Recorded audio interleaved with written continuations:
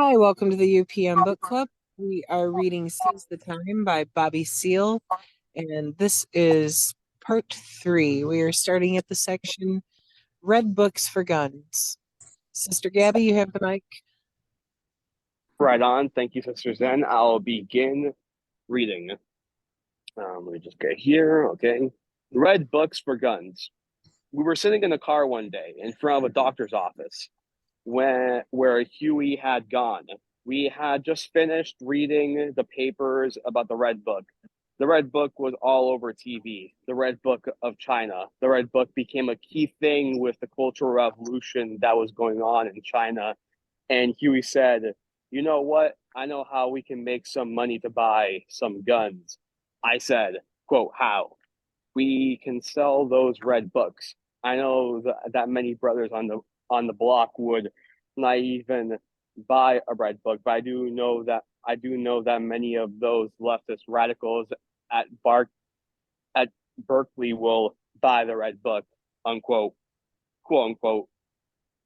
He went on to talk about the community of 26,000 at Cal.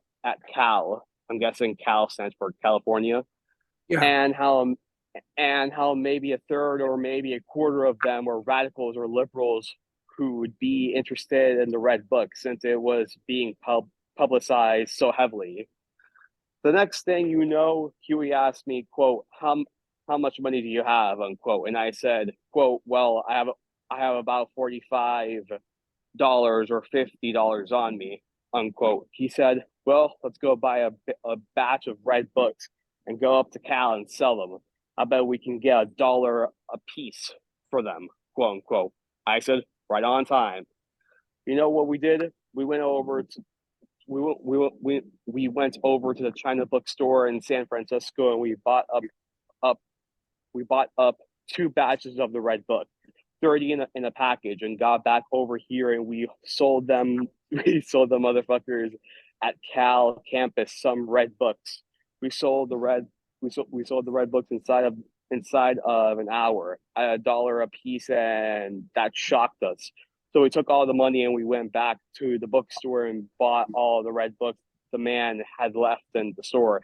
I think we had the bookstore and bought all the red books the man had left. Sorry, I think we had three or four more packages. We bought out all the red books, paying 30 cents for them. We made a deal with the bookstore. We told them, quote, "We're the Black Panther Party, and we're the Black Panther Party, and could an organization get a discount, quote unquote." And the next thing I knew, we had enough money to buy two shotguns. This the way it was. We got up to Cal the next day at 10 a.m., right around the time the student traffic gets heavy in front of Sather Gate. Huey did his sales pitch. Power power comes out of the barrel of a gun. Quotations from Chairman Mao Zedong. Get your red book, quote unquote. The red books were going like hotcakes. Oh hell Exactly. yeah. There's awesome. Oh Rightfully God, so. Rightfully so. that's the I hell of was a way of guns. I, I was hollering quotations from Chairman Mao Zedong. Get your red book. I just learned that two CIA agents were converted to dedicated communists. Get your red book, quote unquote. Goddamn. I said, quote, "All you free speechers up here who lost Mario Savio must read the red book and do it like the Red Guards did it," quote unquote. Brother Bobby Hutton could hardly get the title correct. He kept coming over and asking Huey or myself how to pronounce it. We would tell him, but he couldn't get it. He said, "If you can buy guns with money coming in this fast, I, I don't have to be able to say it, quote unquote." So he just hollered, red book," and they really sold. All right. There we go. Uh, Sorry, let me just see this. CIA pigs, Communist Party, Socialist Workers Parties, news cameramen, and other people took pictures for the next 2 hours as we sold red books. Richard Oakey, I believe, Yeah. Oakey, Yeah. walked up around the time that we first got there and told us to make sure that we didn't go on campus with the books because those agents were standing all around waiting to bust us. We made our party. We made our party over $170. We thought that this was where it was, but because the Muslim brothers didn't seem to be selling more than 1/4 of all their papers as fast as we sold those books. They were getting 20 cents per paper and we got $1 a piece, but this was to get them shotguns. And if you ever had a quote unquote freedom now feeling, you could have sure got it if you saw how we took off to buy some shotguns. Huey said, quote, "Let's go buy some shotguns," unquote. So we went to the BBB department store where Virtual Morrow was working at the time, and we bought a shotgun. Huey bought a High Standard. That's the brand name of the shotgun. It holds 6 shots in a magazine after you take the plug out, and 1 in a chamber. Huey said, "Let's get some 00 buckshot," quote unquote. I said, quote, what's 00 buckshot, unquote. And he said, "That's the same thing that the pigs use, 00 buckshot." I said, "Right on." I was right behind him. This brother was out of sight. He knew what to do, when to do it, and how to do it. We walked to the counter and we're paying for the shotgun after we requested it from the back counter where the sports material was located. We were drunk admiring those pistols, shotguns, rifles, what have you. And the woman at the counter said that you could tell she was lying. Quote, "These FBI men have been coming around to request information and names on everyone who buys a gun in our store," unquote. Huey says, "We don't care. That don't make any difference. This is my money. This is my money. I'm Huey P. Newton of the Black Panther Party. Here's my money. I want my shotgun." Right on. And the woman looked at him, amazed. I don't know who she thought she was tricking because she wasn't tricking Huey P. Newton. He couldn't give 2 goddams about who she thought was intimidating with some supposed FBI investigation. Sorry about that. Loading. There we go. That's very important about Huey's attitude and his personality and the way he's going and the way he knows he's going. That's very important because Huey said, quote, "Here's my money. My name is Huey P. Newton of the Black Panther Party," unquote. And we picked up a shotgun. So we sold the red books, made the money, and used the money to buy guns. Me and Huey and the brothers in the core organization used the red books and spread them throughout the organization. Because Huey made it a point that the revolutionary principles so concisely cited in the red book should be applied whenever they could. Right on. That is, whenever they could be applied within the confines of the system. He would say, quote, "Well, this principle here is not applicable to our situation at this time," unquote. Where the red book said, "Chinese people of the Communist Party," Huey would say, change that to the Black Panther Party, change the Chinese people to black people, unquote. When he saw a particular principle told in the Chinese terms, he wouldn't change it to apply to us. That right there, that's applying theory to your materialistic conditions. That's Yes. praxis right there. Fucking love it. When he saw a particular, right, I already said that. So from there, we righteously used the red book because we talked about it, and Huey had us practicing the principles. And we used Fanon and Malcolm X, his autobiography and other material on him. Huey integrated all these principles of the other revolutionaries. We taught from all these materials and from Che Guevara too. We had initially used the red book as a commodity. Huey P. Newton knew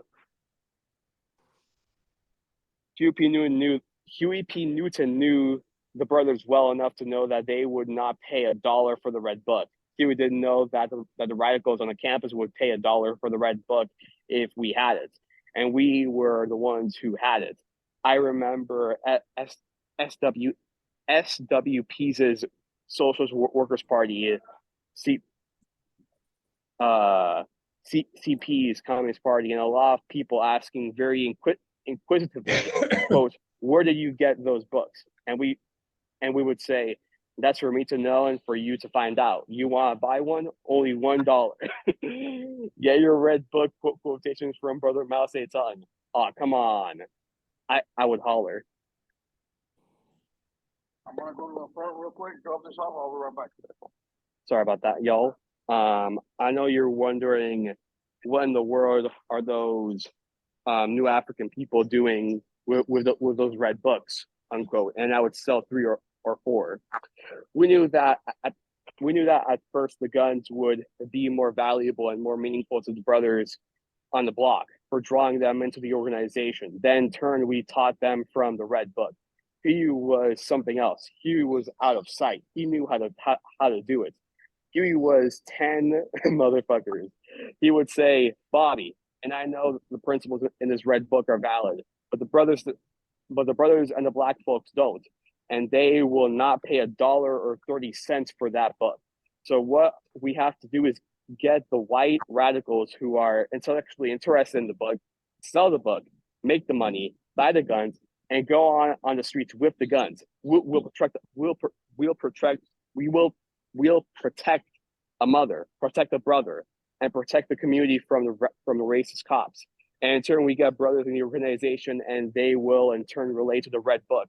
They will relate to political, economic, and social equality and defense of the community. You see that right there? That's meeting the people where they're at materially and psychologically. Meeting the people where they're at. That right there. That's the way the shit went. At the same time, Huey would go off into Fanon. He would get off into Malcolm X. He would relate these principles. He was a motherfucker. You couldn't get around Huey. He knew the red book sideways, backwards, and forwards. There are brothers in the party that got to know the red book caddy corner. The brothers know that book sideways, backwards, forwards, upside down. Turn that book any way you want to. They tell you in a minute. Quote, the red book and what else? The gun. The red book and what else? The gun. Unquote. That's what Huey would say.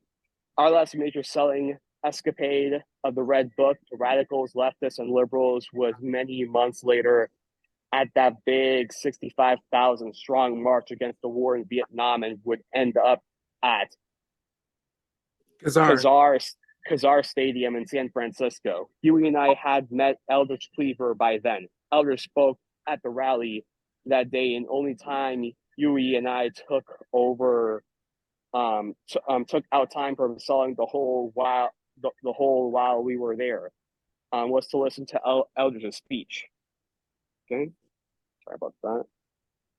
At the end, we made about $850 and had books left over. Damn, that's really good.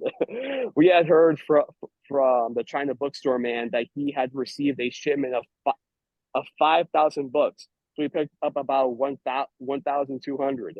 They all could have been sold, but the manpower we had was short. Only about 15 or 16 brothers showed up that Saturday morning at the Black Panther Party.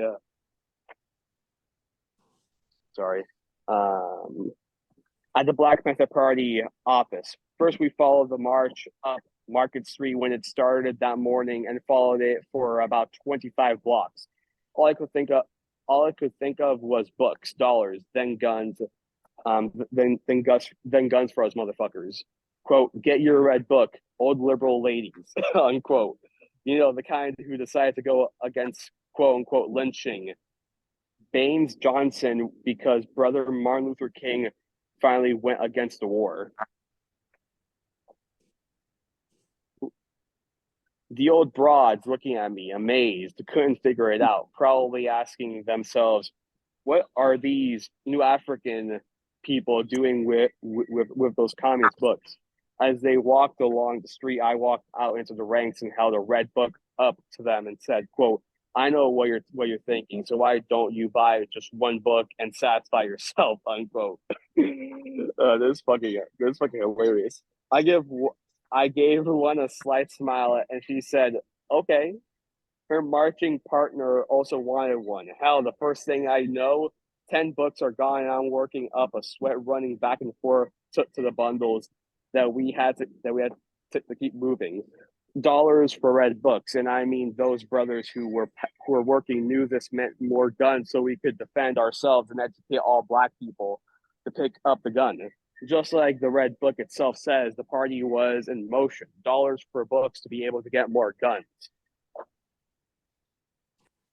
All right, in a little bit I have to go, so I continue reading until I can't anymore. Huey backed the pigs down. Huey was on a level where he was ready to organize the new African brothers for a righteous revolutionary struggle with guns and force.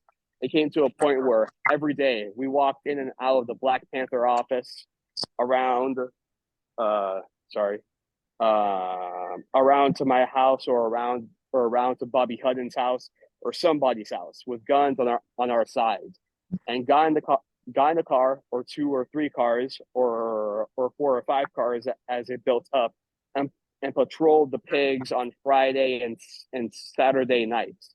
Sometimes when we went to a meeting during the week, we patrolled the pigs. We had a camera or two, a law book, and we're working on getting some tape recorders and patrolling the pig cops. One day, as we were talking out of the office, I guess we'd been there about a month or so.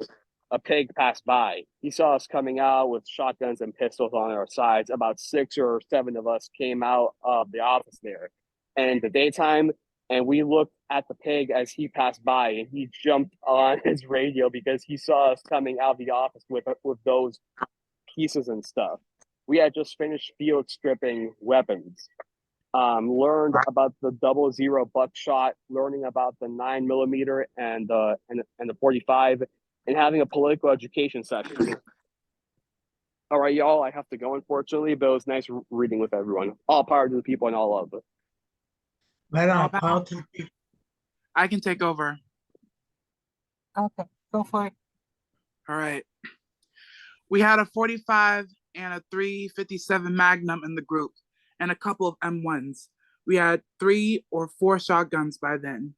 We bought up guns like a son of a bitch then.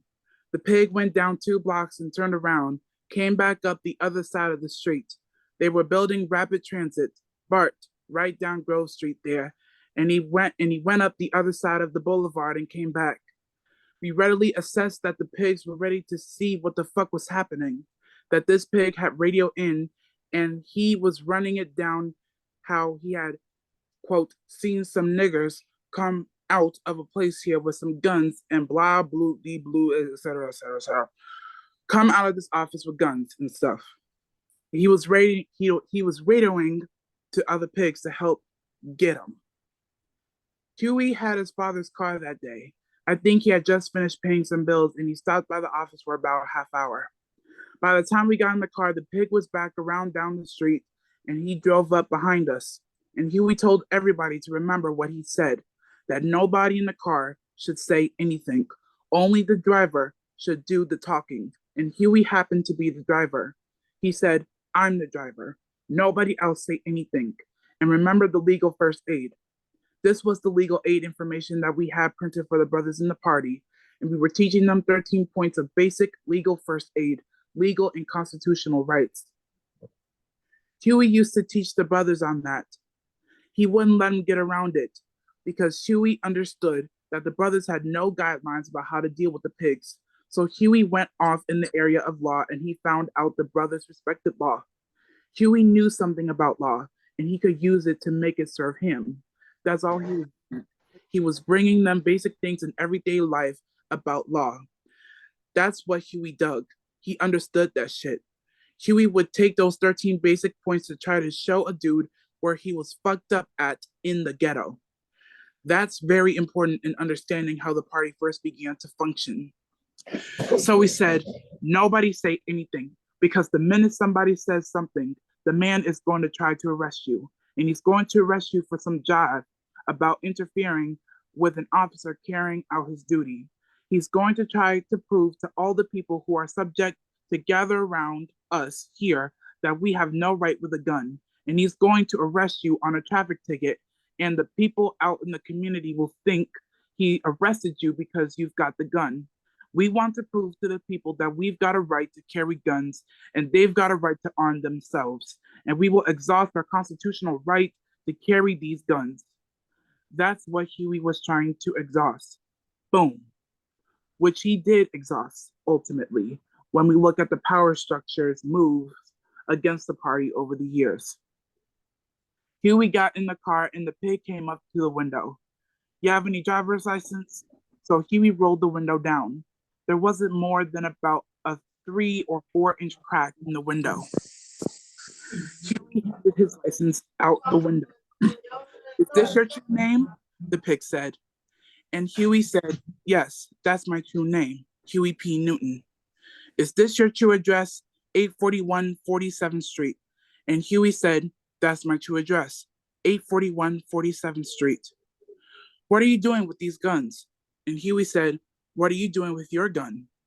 This particular pig decided he wasn't going to, so he went back and got his little. Oh, shit. Well, I'm just I like that. Yeah. I mean, Huey and I, we see each other. Okay. That's exactly what I would say in real life. Yeah, I would say the same thing too. For real. This particular pig decided he wasn't going to argue, so he went back and got his little writing pad where they filled out shit. Your true name is Huey P. Newton. Huey said, that's right. The pig wrote this down. Your true address is 841 47th Street. Huey said, that's right. The pig then looked at his license. What's your phone number? And Huey said, 5, and stopped and wouldn't say anything else. And the pig said, 5 what? This is when all the shit between the party and pigs began. Huey said, the Fifth Amendment. You ever heard of it? Don't you know about the constitutional right of a person not to testify against himself? 5. I don't have to give you anything but my identification, name, and address. So therefore, I don't even want to talk to you. You can leave my car and leave me alone. I don't even want to hear you. What do you mean? The pig said. And Huey said, just what I said. The constitutional right of any man is that he doesn't have to testify against himself. And Huey has a big M1 sitting to his right with his hand on it. I had this 9mm sitting beside me, and Huey had this M1 at his side. Huey was driving. 4 other brothers were in the back seat, and one of them was Bobby Hutton. They were being quiet because Huey told them to be quiet. And the pig is going crazy. He's by himself, and Huey had all these black niggas in the car going for a motherfucker. Meanwhile, while the pig is trying to get bad, 3 cars drove up in back of us, and 1 in front. Some more were in the driveway. Bloop, bloop, holy bloop. Then another car came up in front of us. A pig jumped out of his car, walked up to our car, and said through the crack in the window with a hoggish voice, trying to sound intimidating, "What's going on here?" And Huey said, "The same basic procedures that are supposed to go on." Huey rolled the window down another 5 or 6 inches. The pigs were looking at the guns in the car. "Can I see that pistol there?" one of the pigs said. "No, you can't see it," Huey told him. I was beginning to get skeptical about what was happening because he pointed to my 9mm pistol. Huey was on probation, and if they thought this was Huey's pistol, I didn't know this law stuff the way Huey knew it. So I moved the pistol over beside me real close. It had been lying in the middle of the seat. I said, "No, you can't see it." Huey said, "No, you can't see the pistol nor this," pointing to his rifle, "and I don't want you to look at it. You don't have to look at it." "Is that your pistol?" he asked Huey. And I said, "No, it's not my pistol. It's my pistol." I said that because I was thinking the man's gonna jump on Huey because he already told me about the probation law. If he gets caught with a pistol, he's burned. But if he gets caught with a rifle, the man can't mess with him because his probation officer told him he can carry a rifle or a shotgun, and he couldn't stop him. The pig said, "Can I see it or not?" So Huey said to me, "I'll talk." And then to the pig, "No, you can't see my pistol. Get away from the car.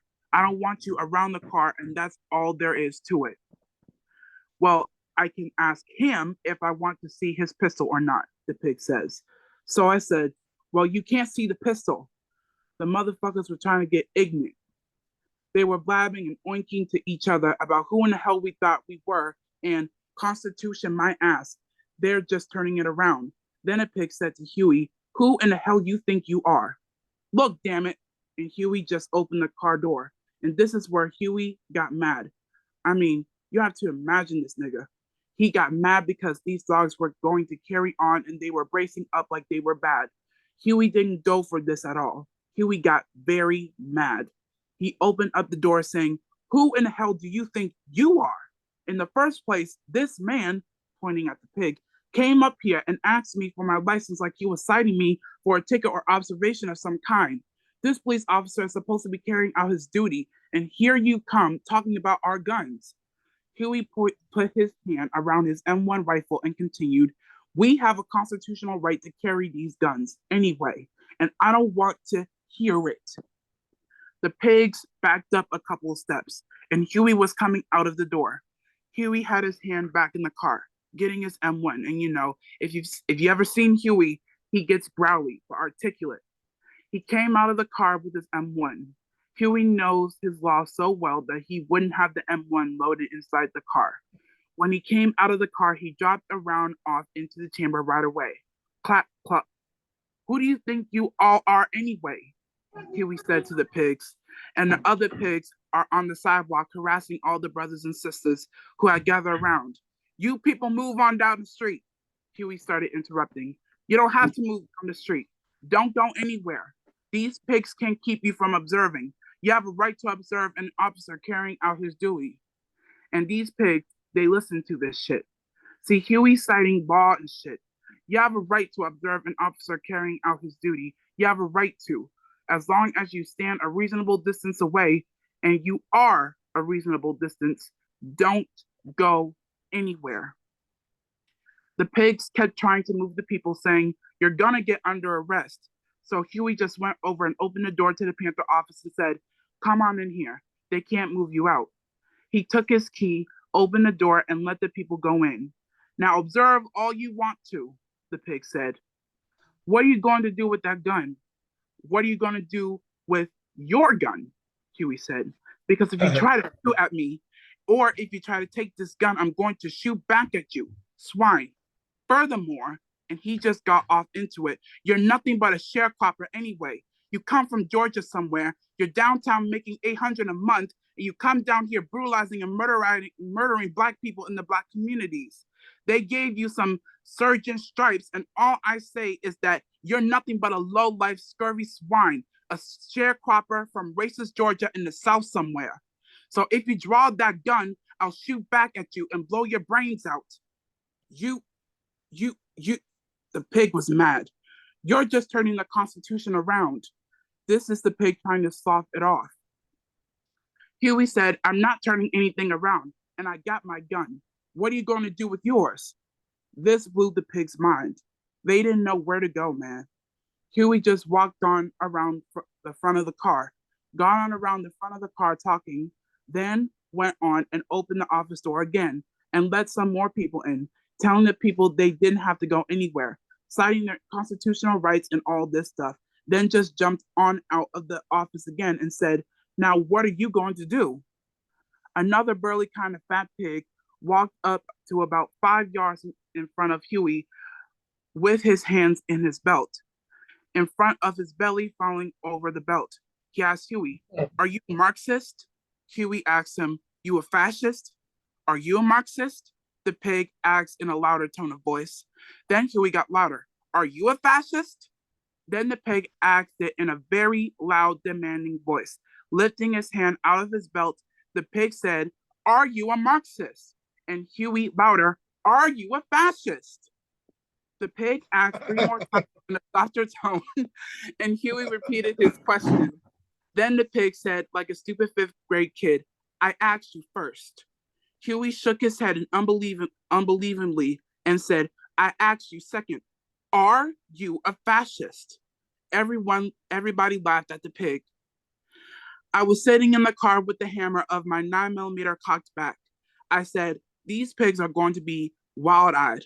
I know they're going to be crazy. I rolled the window down. What's your name? I say. My name is Bobby Seale. Why? Want to check you out. Got any identification? I laid my pistol down, gave them identification. I picked my pistol back up. I said, my name is Bobby Seale, as it says in my identification. Want to check me out? You were arrested for armed robbery at 17. I said, you're a goddamn liar. I've never been arrested in my life. I've never been arrested for armed robbery. They didn't even check me out. You were arrested for armed robbery when you were 17, but since you were a juvenile, we can't arrest you for possessing a gun now. I said, you damned liar. I've never been arrested for armed robbery. I don't want to hear it. Fuck it. And Huey out there, man. He's calling the pigs swine, dogs, sharecroppers, bastards, motherfuckers with his M1 in his hand and daring them, just daring them. You don't pull your gun on us. And that's where Huey began to show us. You tell some motherfucker and you mean it. This is what I remember. Huey was relating to one thing when he told me a long time ago to remember that we might not ever come back home one day. I said, I'm with you, Huey. I remember that. I remember I might not ever come back home one day. Fuck it. I'm with you. We were sitting in the car and Huey made us all stay in the car and be quiet. He was out there, baddest motherfucker in the world, man. Huey and 10 pigs, 3 or 4 of them trying to run off kids off bicycles and tell the people they didn't have the right to stand around. And Huey was going out there interrupting, no, come in the office. Little kids on bicycles got inside the office. We had a big, wide, clear picture window. Niggas just got all over the front of the window, man. They were leaning on it, kissing the window just to listen to this shit. And they would holler, go head on, brother. And run it on down. You know where it's at. And I can dig it. All the while, Huey was letting these pigs know where it was at. The brothers observing would see that those pigs were scared of that big gun that a bad, black, but beautiful nigga had in his hands. Every time Huey would say, if you shoot at me, swine, I'm shooting back. Niggas would have to holler something like, tell it, do it, brother. That would let Huey know that he was revolutionizing our culture, educating Black people to be revolutionaries, that the gun is where it's at, and about and in. A white man 2 doors down smiled. He was the only one around, but he seemed to respect Huey. Then some people came up after that, after Huey had made this display of going into the office. Other people were standing around, and the pigs weren't even moving anymore. And Huey just daring them to do anything. Huey had an M1 with him, one of the 8-round clips in it. What do you do, man? All you do is back up a nigga like that. You do nothing else but that. Anything that happens, this nigga's the baddest nigga you've ever seen. Because this nigga is telling 10 pigs, I don't give a damn what you do, and making us all shut up and be disciplined. And we have our shit ready, sitting in the car. So I said to myself, this is the baddest motherfucker in the world. This nigga is telling pigs, if you draw your gun, I'll shoot you. Telling this to the pig standing there. When the pig says, you're just turning the Constitution around. Huey says, I'm turning nothing around. I'm exercising my constitutional right. I've got the gun to back it up. And the pig sees the gun. The nigga told the pigs that if they act wrong or get down wrong, I'm going to kill you. I'll defend myself. So what do? You say, this nigga is bad. This nigga is crazy. But I like this crazy nigga. I like him because he's good. He doesn't take bullshit. You back him up. So that was the very major incident that happened with the Black Panther Party in front of the Black Panther Party office.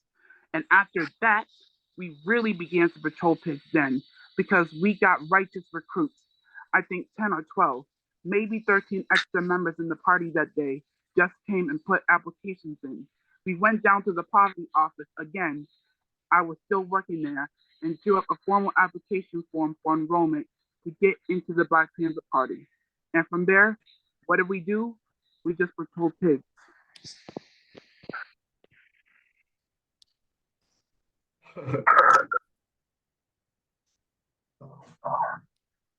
Anyone want to continue? You beat me to it. I was just unmuting myself to ask that too. Going once, going No, twice. I Anybody have else too want much. to? I have too much background noise this evening, so maybe somebody else, unless it gets quiet around here.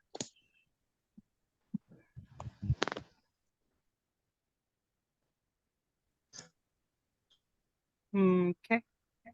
Well, if you want to keep going, Shanti, that's cool. If not, I'll take a turn. I can keep going. Okay. I can keep going. All right. I like the way you read. You get all in character and shit. It's great. I got to. I got Yeah, to. You know me. it takes legs to the spot. Thank you. Thank you. I'm flattered. Thank you. Badge 206.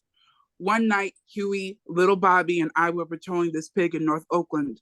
We had been patrolling him for a couple of hours. We'd be about a block away from him where he'd go. Sometimes we'd stop and lose the pig, but 10, 20 minutes later, he'd make it around again. He'd be back where he was, and we'd patrol him some more. Little Bobby had an M1. I had a 45, and Brother Huey had a shotgun and a law book on the back seat.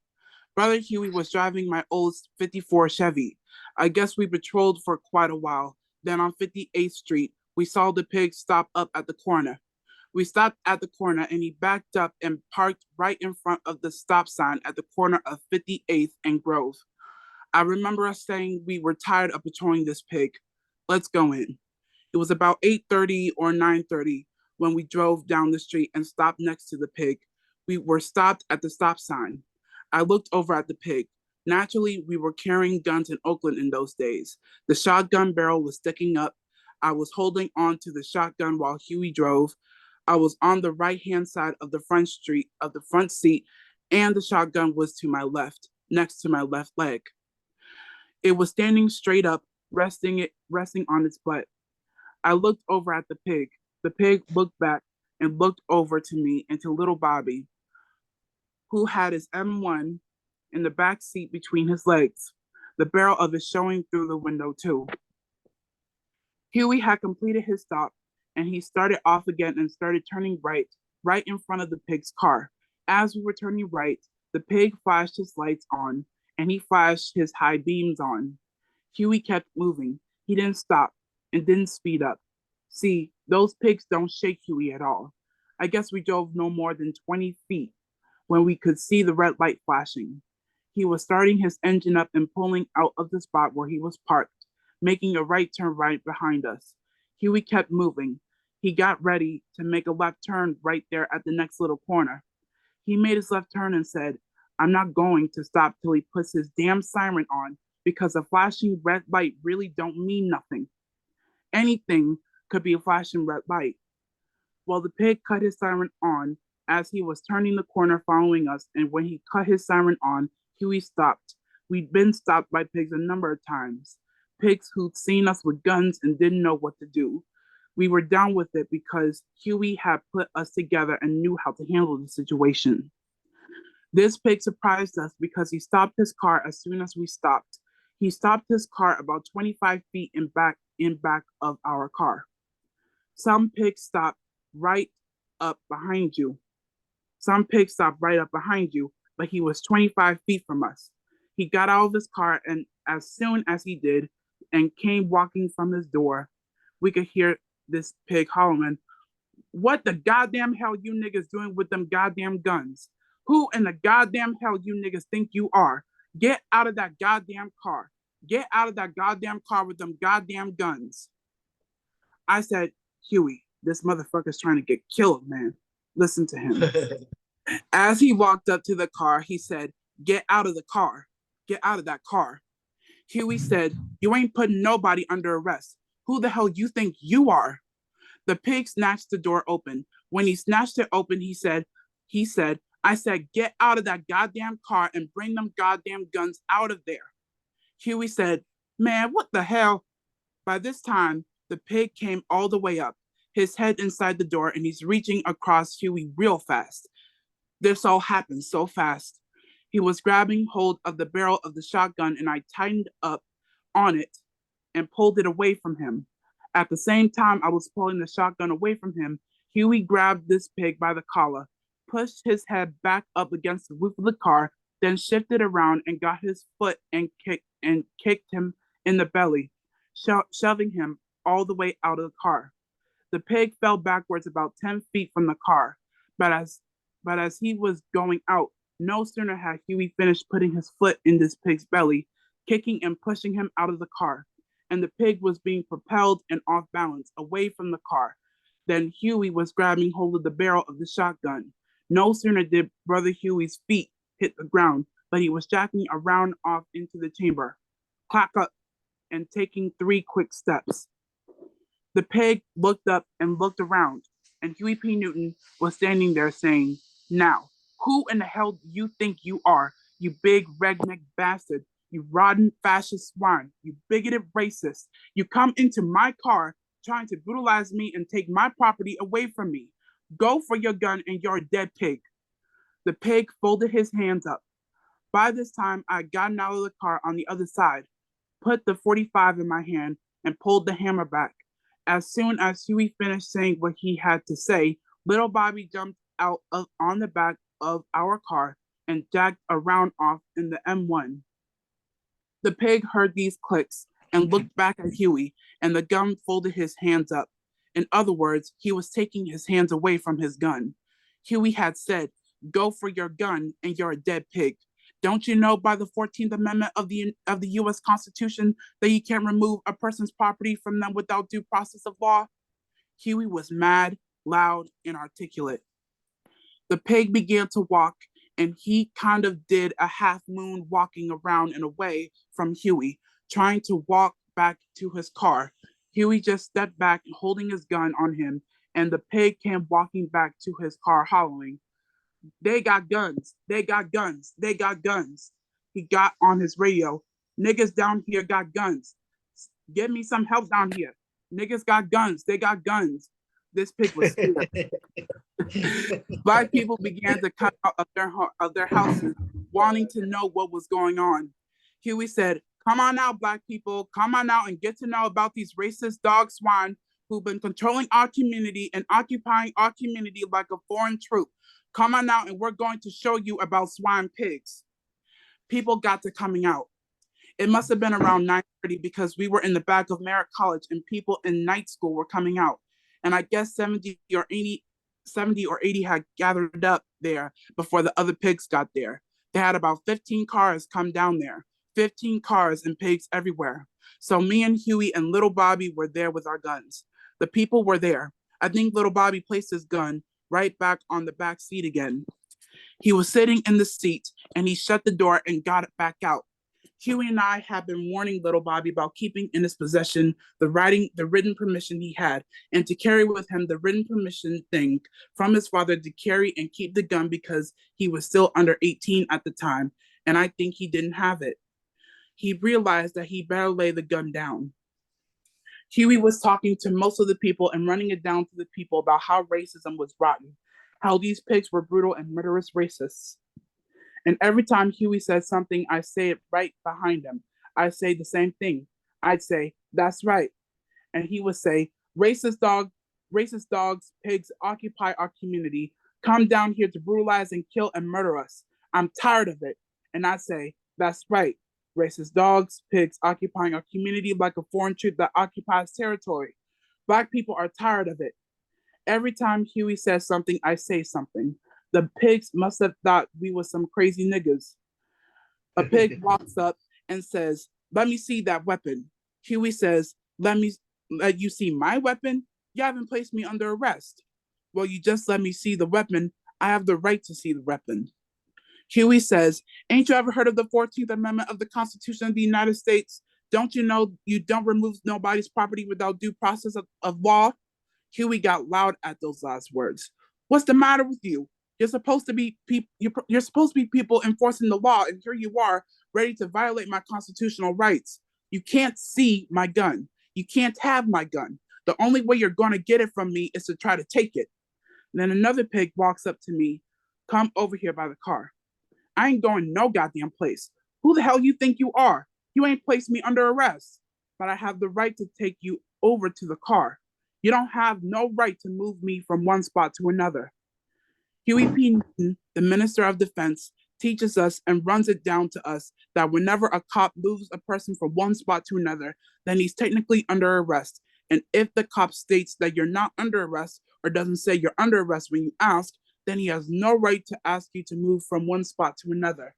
You just got through telling me I wasn't under arrest, so I'm not moving anywhere. I'm staying right here. Well, you let me see that gun. I said you can't see my gun. And I ran down the 14th Amendment of the Constitution just like Huey had run it down. The pigs were frustrated, mad, and didn't know what to do. Well, I got a right to look at the serial number. I already know what the serial number is, I said. I got to make sure it has a serial number. So I held my gun in my hand and he looked at it with his flashlight. Hold it up, let me see. No, I ain't holding up nothing. You got a flashlight, so you look at it from that distance right there, because you don't get near this gun. So I read the serial number and I said, there's the serial. The pig took the serial number down, and after that, a police lieutenant came down and he kept saying, well, if we charge them, we'll probably lose the case just for them having guns. We'll probably lose the case because they turn around the Second Amendment of the Constitution about them having a right to carry guns as long as they ain't concealed. Then one big fat pig says, well, we got to find something. We got to find something to do to them. He was looking down. He started looking the car over, and he said that the license plate was being held on by a coat hanger. It was secure, all right, but it was just put together with a coat hanger. Let's give them a ticket for this here. This here license plate is not adequately secure. He asked Huey for some identification, and Huey handed him his license. They said his license looked kind of old, so they gave him a ticket for not having a good new license. Huey later went to court, pleaded not guilty on both counts, and beat both tickets. See what happens when you try to mess with Huey. The pigs jumped up and left the scene, and the black people were asking what was happening. While Huey was calling the pigs all kinds of names and stuff, a lot of the brothers said, right on time, Huey. Tell it. Right. Run it down, Huey. Huey talked to the people some more, and a lot of them said they were going to come down and join the Black Panther Party. And we did get some of the older brothers and sisters and some young brothers and sisters out there to join. Even a number of white people had a chance to watch that. Badge 206 was the cop who almost got his head blown away that night. I kept telling him he was acting a fool. Badge 206. Badge 206. We never forgot his badge. I remember his badge. Huey remembered his badge. And Bobby Hutton remembered his badge. We put his number on the front page of our newspaper. Huey and the traffic light. In its embryo stage, early in 1967, the Black Panther Party was working with the advisory committee of the poverty program to get a traffic light at the corner of 55th and Market Streets in Oakland because kids were getting hurt and killed regularly on that corner. I used to work near this corner when I was working on the poverty program. Almost every other day, there would be some kind of accident, a wreck, or somebody get hit crossing the street, etc. Huey and I found out that 2 kids coming from the Santa Fe school, which is only a block from that particular corner, had been killed and another injured. Shortly before this, a girl had been killed there around 7 months before. A young white girl riding a motorcycle got hit there too. A car hit her, her leg was all busted up. Someone started to talk about how our kids were getting killed on this corner on their way to school. So Huey said this city should have had a street light here on this corner a long time ago, and we should work to see that we get a street light. A lot of kids were getting out of school when this young girl got hit. A bunch of them saw Huey. They ran up to him and asked him, was he the Minister of Defense of the Black Panther Party? They all gathered around Huey. He had about 20, 25 of them around him, and Huey was telling them right then that there ought to be a street light on this corner. Huey had already more or less organized little Pennywell, 12-year-old Pennywell, because he hung around the office. Huey told him that he was the captain of the Junior Panthers and to organize the brothers to understand the basic political desires and needs of Black people and to learn the revolutionary principles and to tell them that when they're 16 years old and if their mother wants them to carry a gun, she could sign a statement to let them, and we would teach them how to use a gun and defend themselves and the people of the Black community. But right then, Huey was concerned about this light. When a few older people walked up, Huey got into conversation with them. You know, when an accident happens, people will come around and naturally voice their opinions. Lord, something's got to be done about this. There's always a wreck going on here. An old woman says, something's got to be done about it. Every time I turn around and hear some brakes squeaking out here and an ambulance coming down. Huey said, well, they should have put a light here a long time ago. And through conversations with the people, Huey learned about the 2 kids who got killed and the one who had been injured coming from the school. 3 days later, there was an advisory committee meeting at the North Oakland Poverty Center. Huey said that we had to bring this up to the people, that we had to make a grievance concerning the light. The whole staff of the North Oakland Service Center was concerned about it because so many accidents had taken place and because people's conversations had begun to center around it. There had also been one accident where a car had literally run into the Poverty Center building on a weekend where we weren't working there. We came to work one Monday morning and the stairs were all banged up and half the building torn apart and busted in. So people became very concerned. So Huey, walking around talking about how we have to have a signal light there, began to arouse the interest of the people in and around the service center. At the time, he was a part-time community organizer with the North Oakland Poverty Program. Huey was actually what they call a neighborhood organizer. He was supposed to go out and get names and addresses of people who wanted to relate to the multi-service poverty center at 55th and Market. He really got fed up with just getting names, but he saw the real validity of getting names and making contact with the people to inform and educate the people, not only about the multi-service center, but about the 10-point program and platform and program of the Black Panther Party. So Huey, some of the people on the staff, and some of the people on the advisory council of the local poverty center brought the light up and decided that we were going to get a petition. Somebody found out some legal facts concerning people who live 2 blocks each way from an intersection. We got the petitions together. Huey and I went around and got all these people to sign the petitions concerning the necessity of a light there, and then gave it to the advisory council. And the advisory council submitted it to the Oakland City Council. The Oakland City Council sent information back saying that based on a report from the street engineers, they couldn't put a traffic light on that corner until late 1968. But Huey P. Newton says, well, we're going to have a red light there. If we don't have a red light there, the Black Panther Party is going to come forth, and the Black Panther Party will direct traffic there until you get a light put up, even if that means we tie traffic up for 50 blocks. We think the light should be here readily. And we also think we should have an officer here to direct traffic when the traffic is so heavy. Many of the people passing 55th and Market, Huey said, are the middle-class white people going to their homes after work in the evening, and many of them are coming by when traffic is heavy, around 3:30 when our kids get out of school. We've already had 2 children killed here and 1 injured, and there's an accident on the average of 1 every other day. It's very dangerous. We want a light or we're going to direct the traffic ourselves. The Black Panther Party is going to come forth. We'll have our guns with us, and we're going to stop the cars. So our kids coming from school and other people in the community will be served by the Black Panther Party. This got out in downtown Oakland, and I guess about a month and a half or 2 months passed, and it came back to the Poverty Center and came through the staff there. We got off into other things with the party, but we went back and checked, and people in the Poverty Center said a few of the members of the advisory committee were still making efforts to make sure the light got there by late 1967 instead of late 1968. Right around August 1st, they began to drill holes and knock holes in the ground and put the light up, and the light was up by late October 1967. Right on, right on. So that was the Panther Party in another type of initial phase, working in conjunction with members of the community, meeting people where they're at, right? The kids who were standing on the corner that day when one of the big accidents happened, the 25 or so who crowded around Huey had, in a sense, already been organized. They were relating quicker.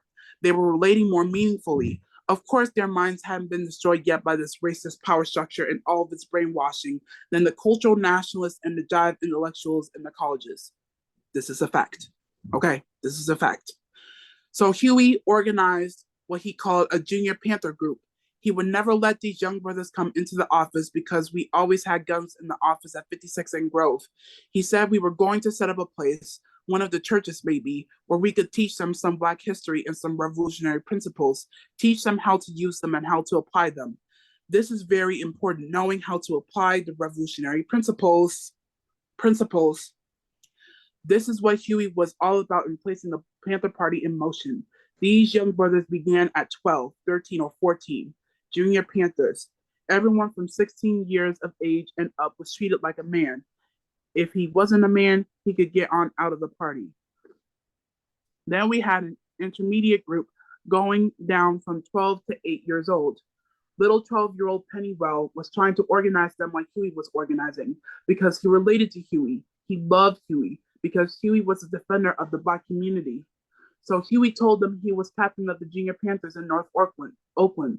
These young brothers were crazy about Huey. They used to come up to me, "You Bobby Seale, ain't you? Huey's partner?" I said, "Right, brother, I'm Bobby Seale. I'm Huey P. Newton's partner. We stick together. Huey's our Minister of Defense." Brother Huey was a symbol to these brothers and sisters in a way that other Black organizations had never seen. Those 25 kids standing on the corner there might see a pig drive by, look at his marked car and say, "Racist cop, you swine." Huey had a term. He used swine a lot. Swine, racist cop. They would imitate Huey. They were just those 25 young brothers, 25 little Huey Newtons. That's what is so significant to Huey's name. He would see these kids walking home from school anywhere from 12 or 13 all the way down to 6, maybe 5 years old. He'd play with them a little and teach them. The signal light that was needed so badly was not there, and 2 kids had been killed on that corner and 1 had been injured. This is what Huey related to. This was survival. Huey would talk about laws being made by mankind to serve mankind, and once those laws stop serving mankind, they must be changed so they do serve mankind. This is Huey P. Newton. It was necessary to make political pressure so that change, revolutionary change, ultimate change, could take place. We'd have to understand this change that Huey was talking about.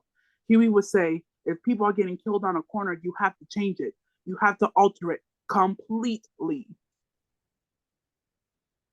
How do you alter it? Huey says some law has to be made. Some law has to be instituted or something has to be initiated by the lawmakers to say that the situation that exists here now at 55th and Market has to be grossly changed. Go to the lawmakers and tell them that we want a signal light here. Hear ye, lawmakers would really be the cry. We need a signal light here now. We want to hear now because young people are getting killed. The same young people who must mold the world to change it.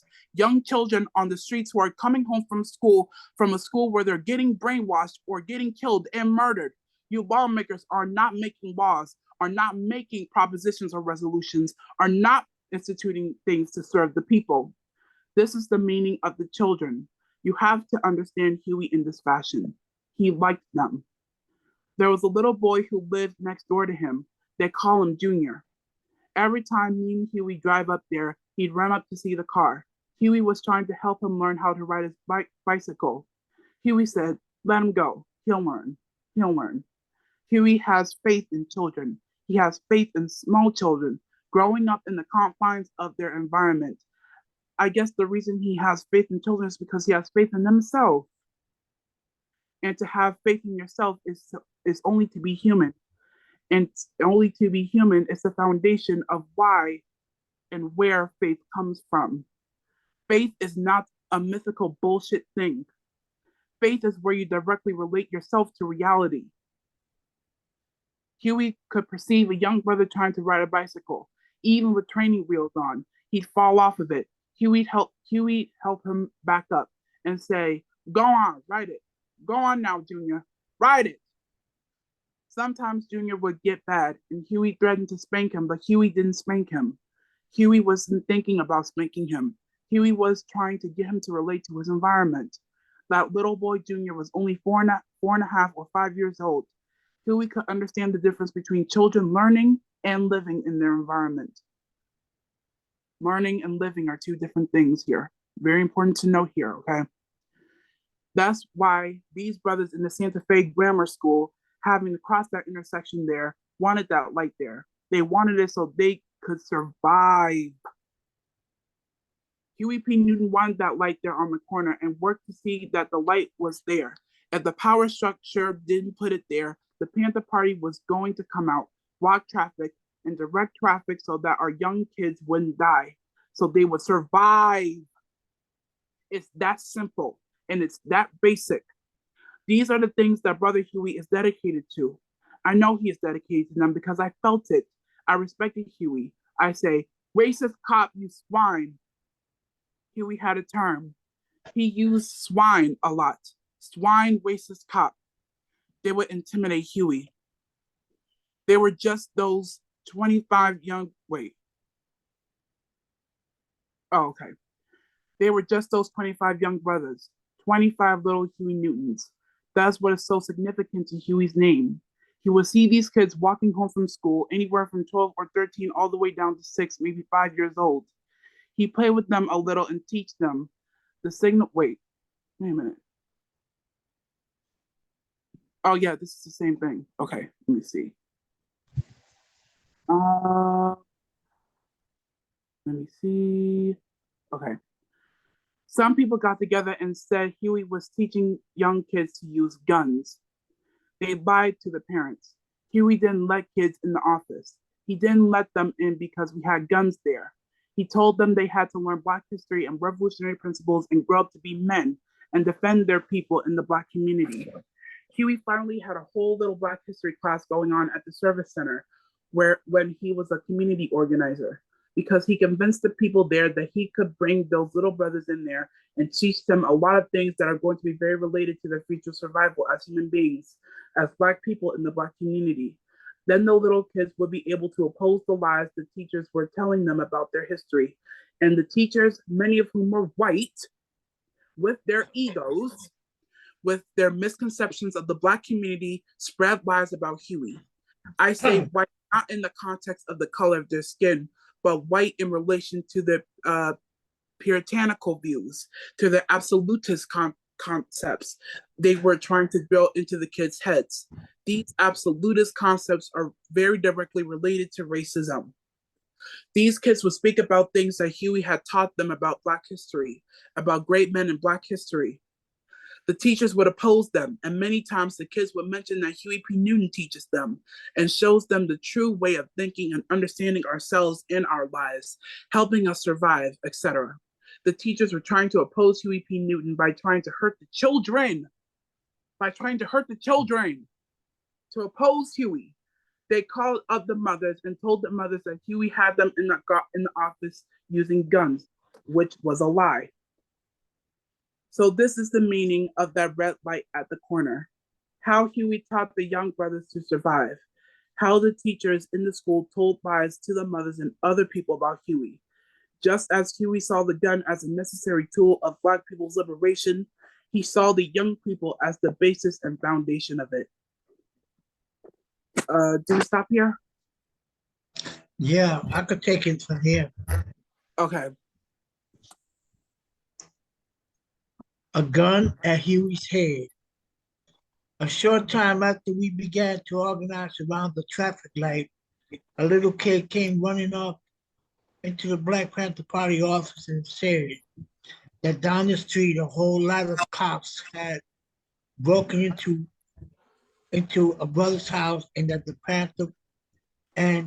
Panthers better get down there. He came down to the Panthers office to get us down there to stop the cops. I think for some reason Huey's shotgun was at home. He was only passing by the office because he was headed elsewhere, somewhere else. Huey broke out of the office and Truman Harris and Warren Tucker were with him. Warren Tucker had a 45 strapped to his side, and Huey happened to have a 12-inch dagger that had a metal cover to put the knife in. It was a dagger. It came straight to a point. Huey got down there and asked the cops why he was searching this man's house. Huey got down there and asked the cops why he was searching this man's house and breaking the furniture all up. He asked him if he had a search warrant. The brother had just came home and found the pigs in the house. Huey said, "You ain't got no search warrant. You ought to get out of the man's house." Then the pig looked at the black citizen, the brother there, and said, "You gotta let him tell people what to do." The brother told the pig to get out of his house. The pig got mad because the citizen saw Huey was working in his interest, and the pig was not working in his interest by breaking into his house without a search warrant or anything. Then Huey went outside, and the pig and two other pigs snuck up behind him. There were about 10 pigs. One of the pigs walked up to Huey and said real low to him, "Motherfucker," into his face. He thought he was going to provoke Huey, but Huey just laughed out loud. A lot of people were standing around and Huey said, "You a swine. You had no business breaking into his home. You broke into this man's home without a search warrant. You acted in a manner other than the police officer is supposed to." And the people said, "Right." The pig thought that Huey would jump up and attempt to strike him just because he called Huey motherfucker.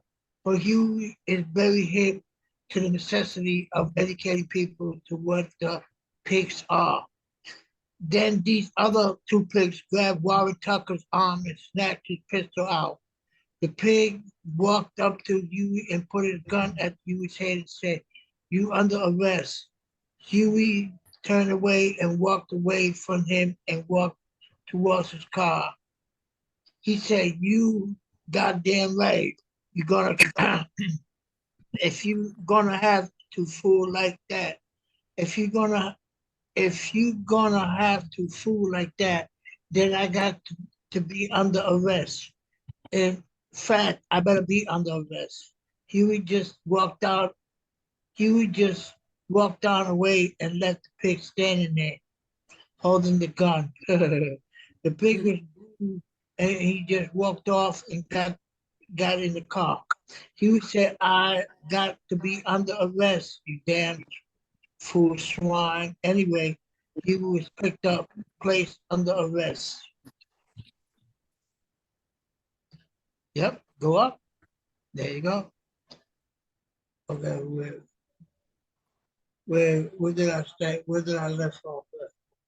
A brother and I went. A brother and I went and got some money, $25, $30. I went by the house first. I got hold of little Bobby Hutton and Sherman Ford. I got a couple of pistols and a shotgun, and we broke down to the jail. We always said that every time the pig arrests somebody, we'll go right down there with our guns and bail the brother out of jail. And after we bail the brother out of jail, we're going to take the brother right back out on the street. Let the people know that this is a unified organization. Let the person know that we right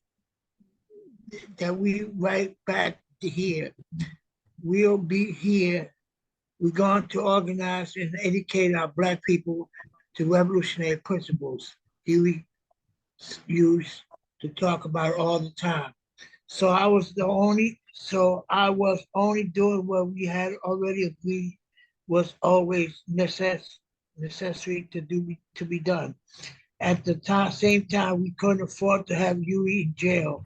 Any, anytime we can get him out, we're going to free Huey. Well, I went down and Laverne was there. I gave her $25 that we had picked up and told her to add it to the bail. I went around to the bail bond office and came back. We finally got Huey out of jail. Before we got Huey out of jail, some pigs. Oh, well, okay. Before, where did I left off at? Side of my constitution. Anyway, we got Huey out of jail. Before we got Huey out of jail, Where's that at? Before, at the top. okay. Before we got Huey out of jail, some pigs came up and tried to get me to give them my shotgun. I wouldn't let them have it. I told them, you haven't placed me under arrest, so you gotta go. You're not going to get my shotgun from me. I looked to the left to see little Bobby Hutton. One pig standing close on by my right, snatched my right arm, and another one snatched the weapon out of my left arm.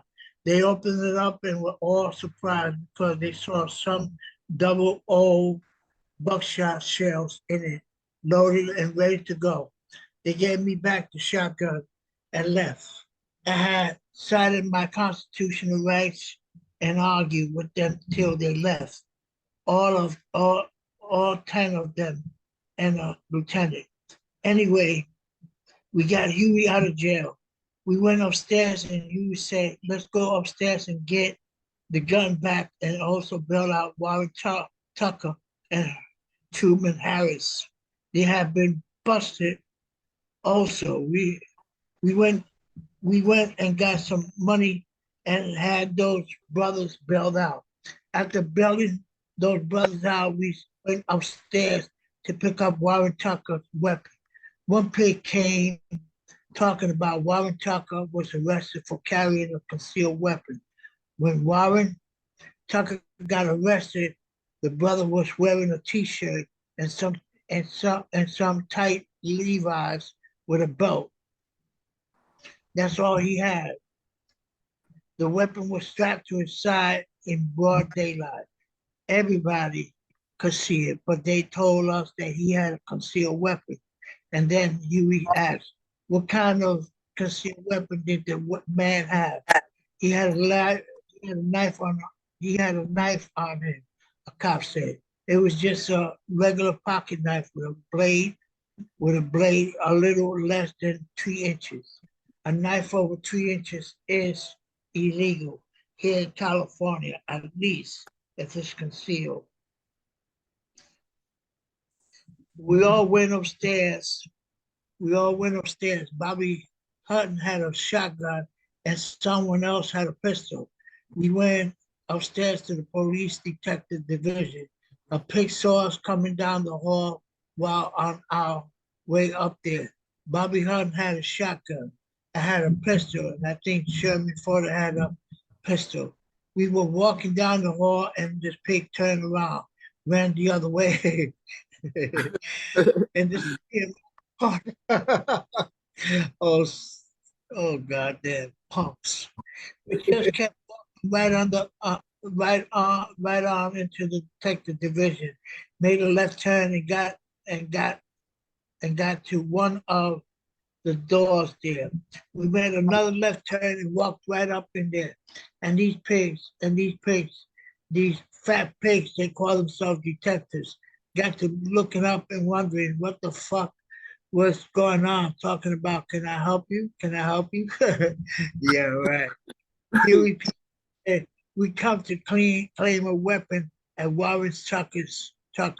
He took the man's property from him, and we want to see that the man get his property back. You had no right to take it. You say he was arrested and charged with carrying a concealed weapon, namely a knife. Well, we hold the weapon in evidence, the pig said. Well, how can you hold a weapon in evidence when in fact the weapon is not any evidence concerning the particular charge? Huey asked. The charge is that the man was carrying a concealed weapon. The specific type of weapon that was named was a knife, and a gun is not a knife. Now, if you want to just take something to hold us as evidence, why don't you just take the man's comb, the man, the gun to defend himself, and wants to claim the gun? I'm sorry, we just can't give it up, and blah blah blah blah blah. The pig said. Then Huey said, "Well, then you're gonna die." Oh shit! My God. Oh God! Oh.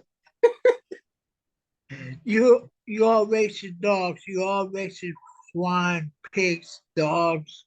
That's what you all are, and you all gonna die, and you're gonna you're gonna be run out, driven out of the black community because you have no respect for the human being. You have no respect for property, people's property and lives. You have no respect for anything when it comes down to the survival of black people. He just went on, and we just walked out. He was really running it down to them, really telling them what they were, what kind of scurvy, Reprobate. reprobates they were. Okay, this is the next one. The party grows, elders joins. The party, the Panther part, the paper Panthers. In San Francisco, there was a group of cultural nationalists. Excuse me? Oh. In San Francisco, there was a group of cultural nationalists who had named themselves the Black Panther Party of Northern California. Oh, God. We call them the Paper Panthers. David Miller first called them that. Their name, the Paper Panthers, is directly related to Mao calling his coward running dogs of the imperialistic power structure of the West paper tigers. But there's also a more direct reason. We will call the Black Panther Party for self-defense, and they, the cultural nationalists, call themselves the Black Panther Party of North California. We don't know who the hell. We don't know who had the name first because around October 1966, no, 1966, around the time we have printed up our 10-point program and 10-point platform and program, they went and printed up something, maybe a periodical. We went to them and said, "What are you doing for the community in regards to the revolutionary struggle? If we're doing something for the community, the revolutionary struggle," you told them, "we'll join your set. But we don't see you doing it, so let us alone." They had printed something that was in attempt to cut us up intellectually. Roy Billard came over to our office and gave us a long line that the Northern California branch of the Black Panther Party, though these cultural nationals were having conferences in Hunter's Point, the large black ghetto over the San Francisco, a Malcolm X Memorial Day conference. This was on the day Malcolm was assassinated. He asked if he would come over and provide security for Betty Shabazz. He stood there and bragged about the fact that the Black Panther Party of Northern California had all kinds of brothers over in San Francisco with guns. In fact, he had 20 dudes with guns, he said. In that every first conversation he mentioned 20 dudes. Then he mentioned 16 dudes for sure, and said they were all they were all ready and wanted to know if we would bring 30 or 40 of our Panthers over. God, that's cultural nationalist ideology. Yeah, like, After but we had talked about the fact that Betty Shabazz was coming to town and we wanted to have security for the sister and escort her around town, Huey, Huey said that a small group of dudes was best, that we just bring over 8 brothers at the most, and the most he should have is another 8 cats.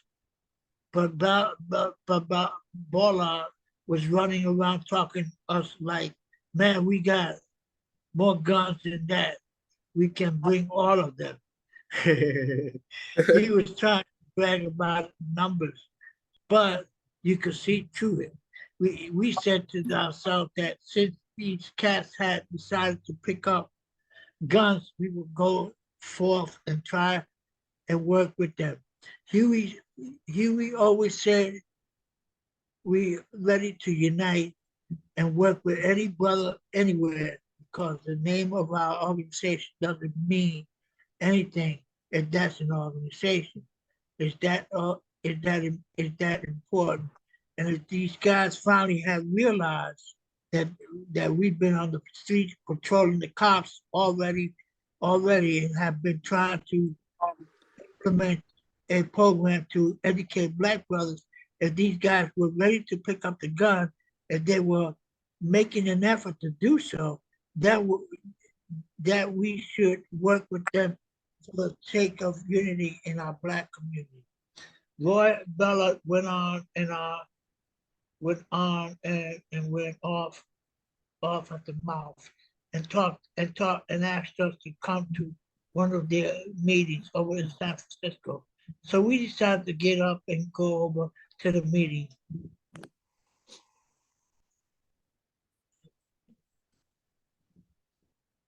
About 3 or 4 days later, at the Northern California branch of the Black Panther Party office, the Paper Panthers office. We got over there and there was nobody in the office. We drove around until somebody found out where Roy Bullitt lived. We went into his house. We went to his house and waited out front. He drove up and he went upstairs. He was talking to us and he was explaining about how he had 8 men. We said, I thought you had 16, although we didn't need but 8. Oh well, he said, it really ain't but 8 cats. He was explaining some more detail about the conference. He was really trying to manipulate, but we were concerned about the change in the amount of men he had, the brothers he had, the brothers he had with guns. Well, the brother didn't have the guns, but the brother didn't have the guns checked out thoroughly.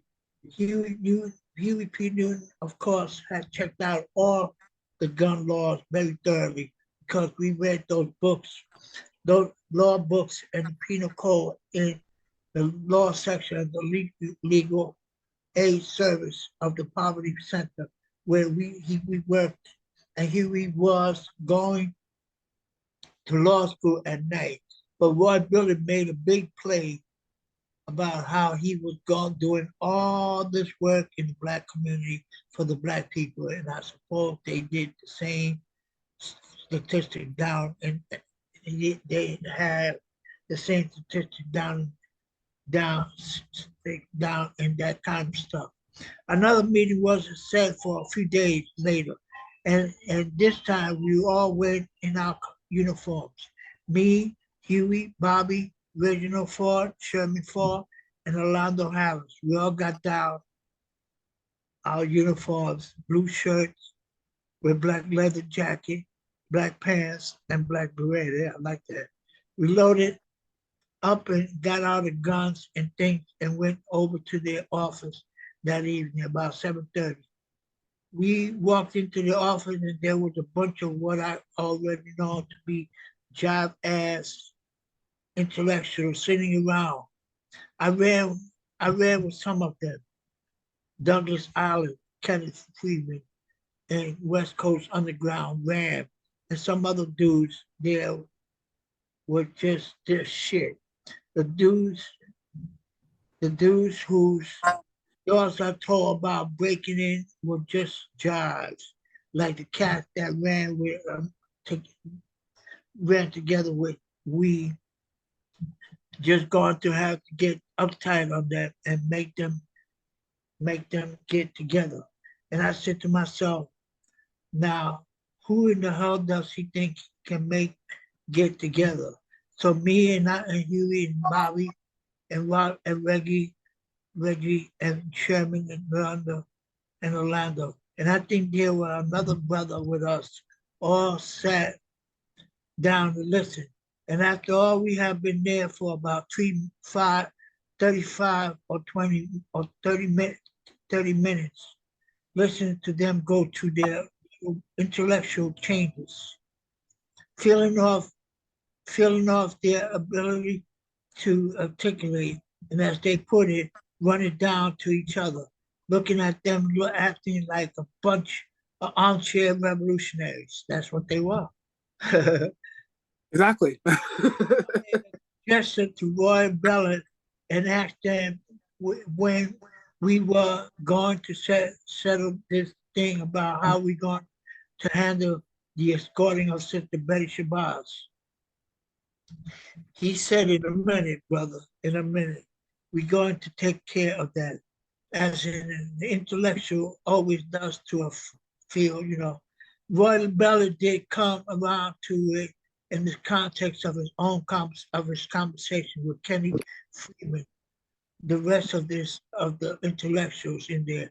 The point was that the conference was coming down, and Betty Shabazz needed to be escorted here, and the Black Panther Party for self-defense would handle the self-defense aspect of the operation. He asked if we wanted to speak at the conference, and he would say, yes, we'll speak. Vince Lynch said, that's good because you can go Kenny Freeman. You can go Kenny Freeman. I didn't know it all till later, but others were sitting in there too. I didn't know elders then. Roy Billy and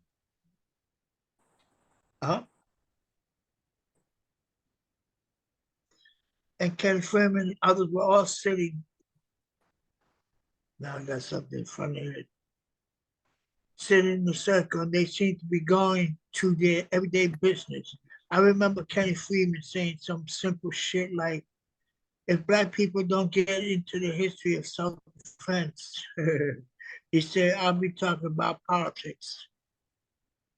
Kenny Freeman popped up and said, do you want to speak on self-defense or politics? He said, it doesn't make any difference. They're both one and the same. Oh, that's right. How can you separate it? They went Right. intellectual changes with a few statements here and there. Roy Billett, Kenny Freeman, and a couple of other people, and came back to the same question that they had asked Huey about a minute before. Do you want to speak on self-defense or politics? Huey said that they both the same thing. If I'm talking about self-defense, I'm talking about politics. If I'm talking about politics, I'm talking about self-defense. You can't separate them. They didn't understand Huey when he said, politics is war without bloodshed, and war is politics with bloodshed. A continue that's Chairman Mao all the way. A continuation of politics with bloodshed. They didn't understand antagonistic politics. They didn't understand that the flight of Black people struggle here in the confines of decadent America is a political, military whole unified within itself. Then Vincent Lynch said, you could talk about Nat Turner. Oh, God. then you can bring it up today. You could talk about what brother Robert Williams. Wasn't he an therefore there was a situation where they said that Robert Williams was an agent. I don't know. Then you could talk about the defense for defense in Bogalusa, Louisiana, and you have the whole historical thing put together. Then we can speak about the politics, you would say, very firmly to all of them, that we could speak, and then we can speak. It won't make any difference if we talk about self-defense or if we talk about politics. And if we talk about politics and the survival of Black people, it's the same thing. They finally decided to shut up. They didn't want to mess with Huey because Huey was sitting there with a big 12 gauge shotgun and he had it all around, all around and decked out, sharper than a motherfucker, sharper than two tacks. And Huey wasn't about to sit there and lollygag with these jive ass dudes who still call themselves revolutionaries, who didn't even have the understanding of integrating the gun for the self-defense with politics. I'm pretty sure this is what frustrated Brother Huey and made him not want to deal with those cats, but we tried to anyway. I made a gesture to Roy Billard to get on with the thing because we had come over to lay down some plans about operation for security for Betty Shabazz, and we wanted to know how many men they were going to provide for the operation. We got up and went outside, and they got to talking about how they had 5 men with pieces and guns, and they'll be loaded down, ready to go, and then they would let us know when Situation Bus was coming in. They talked to me and Huey alone. They told us that she will be coming in a month or so. We split. Then we got a call. We got a call. Then we got a call Monday. Monday? Wait a minute. Where else? Okay, let me get it here. But I mean, where am I at? Monday. Then we got a phone call from them Monday. Where is that at? Because my eyes. Oh, okay. Then we got a phone call from Monday saying we would have to come over there. So we rushed over, and they told us that we'll be there that Thursday. When we got over there on Thursday to the North California branch of the Black Panther Party, Roy Billard, Kenny Freeman, Isaac Moore, and Douglas Allen were there, along with some other cats. We come out. One of them with a special nigger pig.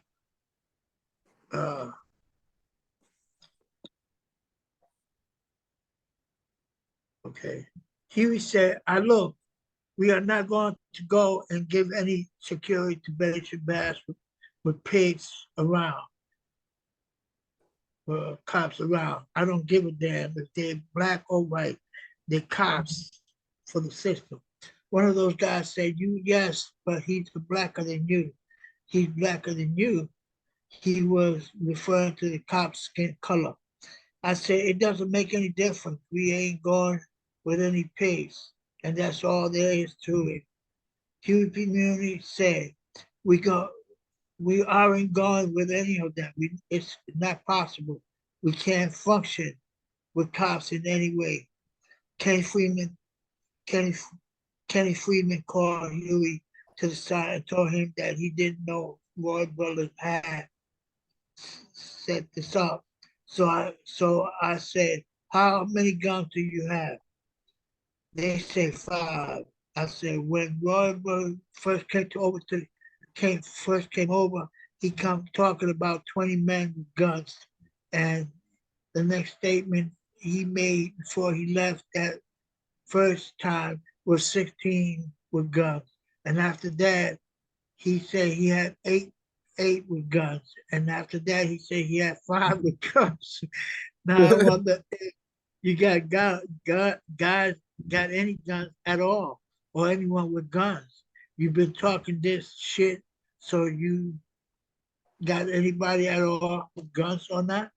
He would say, right on, you be here and have some guns with you tomorrow, or what you guys think you handle in terms of security.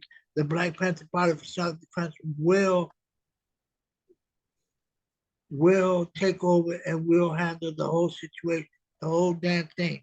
If you haven't here, with guns, you better be here with loaded guns, right down to the gill. Kenny Freeman got uptight. Okay, yeah, man. We'll be here tomorrow, man. We got 5 cats with guns, man, to go along with the operation, man. So we all got together. We got 8 brothers together and came over on Thursday. Just before we left, they said Sister Betty was arriving at San Francisco airport somewhere around 1:30 or 2 o'clock p.m. We got over there. We got over there around noon. Douglas Allen, a cat named Leo, who M1 and Isaac Moore with an M1 were there. Kenny Freeman said, hey man, you know, these brothers here, man, they got their stuff with them, man. They're ready. Everything is cool. And I think Roy really got a piece with them. I said, I thought you cats were going to have 5 cats, man. Well, man, we got we got these cats here right offhand. And I myself, I'm gonna be there. You know, and Douglas Allen, you know, he's going to be there too. He's gonna be there. So everything is cool. Everything is all right. I said, yeah, man, okay. I didn't want to talk to him anymore because I just didn't dig the dudes. They were intellectually jivers, intellectual culture masters, punk motherfuckers who sit in the fucking armchair theorists, that's who they were, and try to articulate the revolution while Black people are dying in the streets. Huey defined them very well. Huey said, I see Kenny Freeman is a dude who wants to compete with everything that's going on. That's the only thing that satisfies his little chicken shit ego is to sit and compete. Could somebody else take over, please?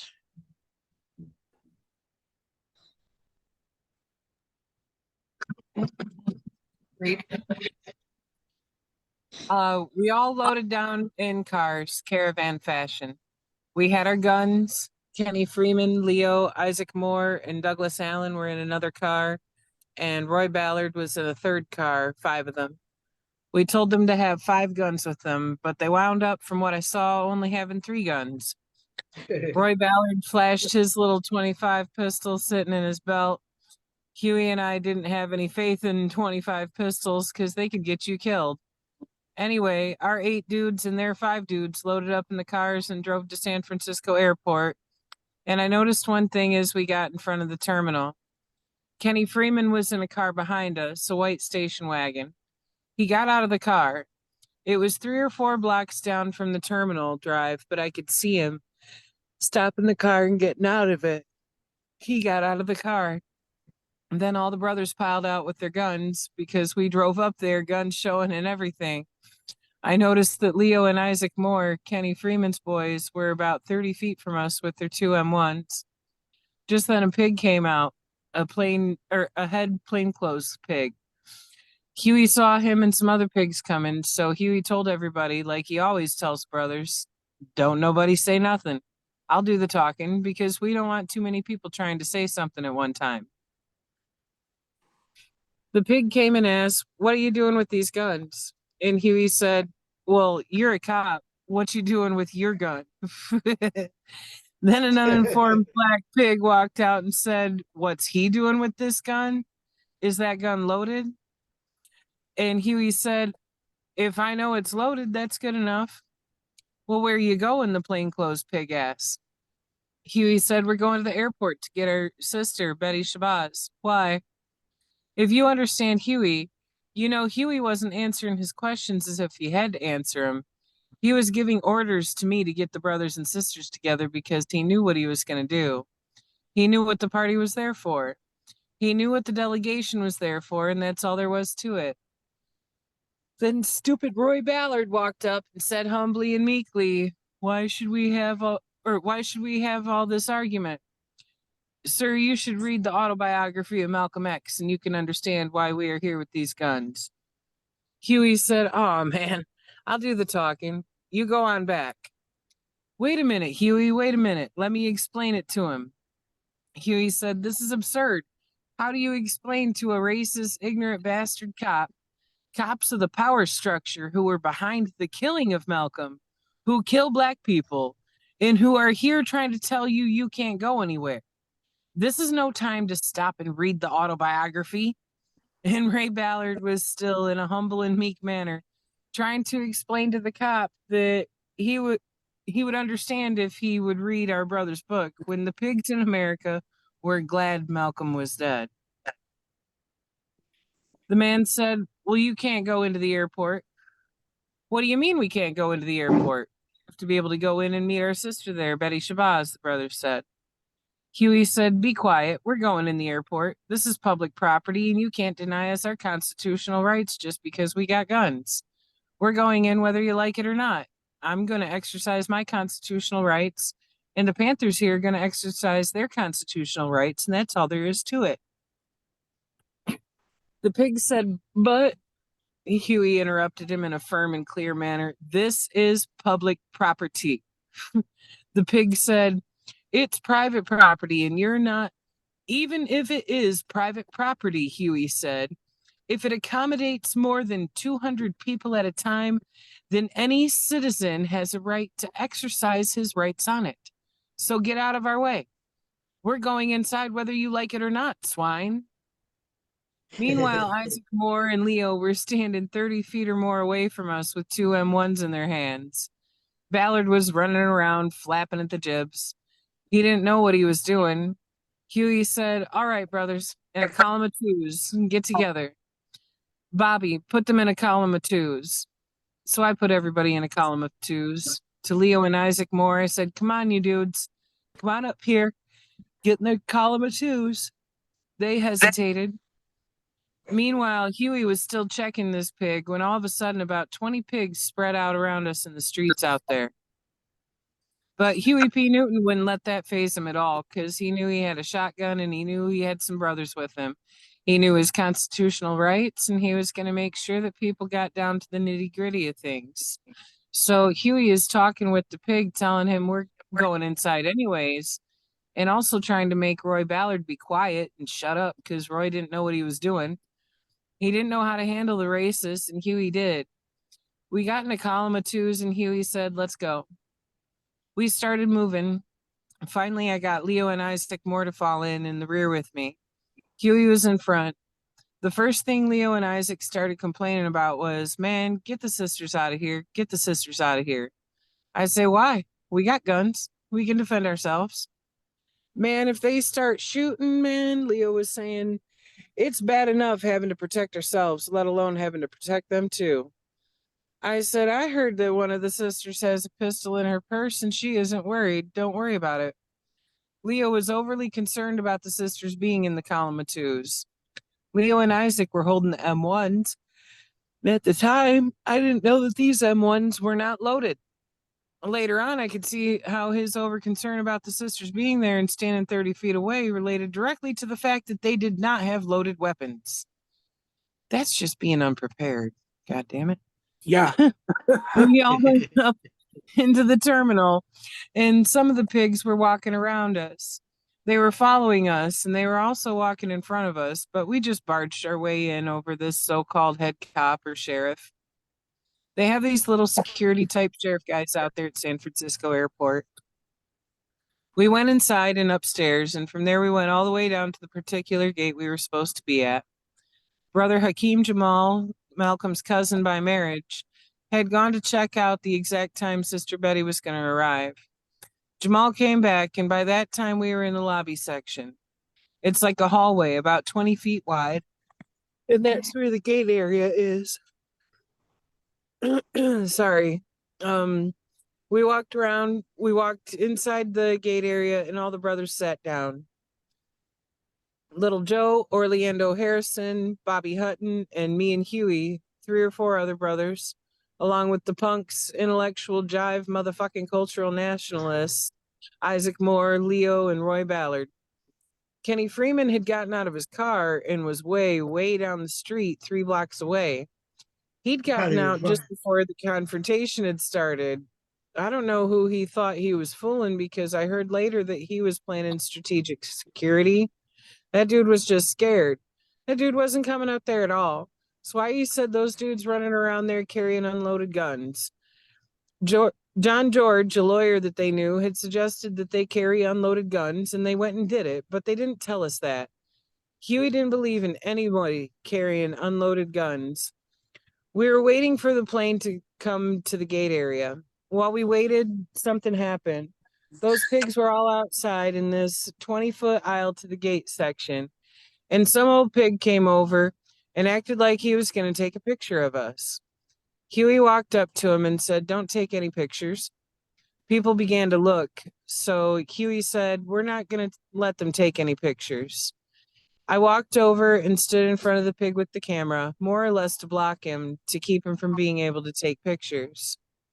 Then Huey said, "If you take any pictures, we're going to take your camera away from you and we're going to smash it." The pig acted as if he still wanted to take pictures, so Huey said, "All right, people, you see this jive racist cop here? He's trying to provoke something. We told him not to take any pictures, and if he takes any pictures, he's going to provoke something. That's where it's going to start at, right now."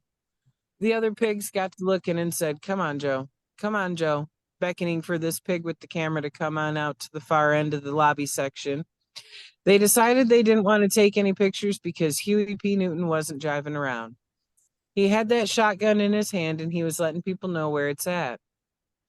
I noticed Isaac Moore and Leo standing over away from us. They were standing next to the wall together. We kind of spread out, but they got away from us. We waited for Sister Betty Shabazz. The plane came up to the gate and let the people off. As soon as she came out, we surrounded her. Brother Hakeem Jamal was there, and we surrounded the sister and began to walk out. The pigs, I don't know what the hell they thought they were doing, were walking out around us, acting as though they were security, but we had as many guns as they had. We came outside, and Sister Betty said, "Who are these fellows here?" Jamal answered her, "These are some brothers from the Black Panther Party for self-defense." Sean, I see you popped a note in there asking if you can read next. If you want, you can either take over now at the top of that page or at the beginning of that next section there. Sorry, they got me wanting to read. I noticed that Leo and those cats were nil on gun laws and the way the party was functioning. One time, Isaac Moore had his gun level, and people were walking by in front of his gun. At the time, I was thinking that the guns were loaded, but he had it level, then he kind of dropped it very relaxed. When he was pointing the gun at people, he wasn't paying any attention to it. So I said to him, "Man, don't you point no gun at nobody like that." "A loaded weapon?" I said. "That's assault with a deadly weapon. Whether you're doing it maliciously or not, you'd get charged on a bullshit ticket if the cops out here knew the law. They just don't know the law. Hold that gun up." Then he'd get Bezzy Shabazz into the car. I saw Isaac Moore when he put his gun in the car. He put his gun in and slid it under the seat. We didn't carry guns like that sliding them under the seat. It was very necessary at that time to carry our guns in the open because it was exhausting a means of being able to carry guns that way, and at the same time educating the masses of Black people about the necessity for guns and how self-defense was politically related to their survival and liberation. Confrontation at Ramparts. We got in the cars and we drove back to the Ramparts office on Broadway, in the middle of downtown San Francisco. We got to Ramparts and went inside. Douglas Allen was sitting there looking like he was sick and scared and didn't know where the fuck to go. I can't blame him for being scared. There were just too many damn people with guns there, and I don't know where Kenny Friedman had disappeared to. And Isaac Moore was hanging around somewhere. I stationed two brothers outside. Little Joe outside on the right of the steps, and this other brother on the left of the steps. He had a 45, and Little Joe had an M1. We then went inside. There were some interviews scheduled. There were some interviews scheduled, so Huey was with his sister Betty all the way inside the Ramparts office down the hall. Dog. Where she was talking to Eldridge Cleaver, whose writings on Malcolm X she had admired. She made periodical runs between Huey, where he was with Sister Betty and Eldridge Cleaver, all the way back to the front door.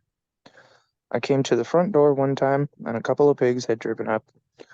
I stood right on top of the landing of the front steps, and a pig walked up to Little Joe and said, "Who are you?" Little Joe said, "I got nothing to say to you, and if you have anything to ask me, I'm taking the Fifth Amendment," just like that. Pig said, "Well, all right." And he got up beside me.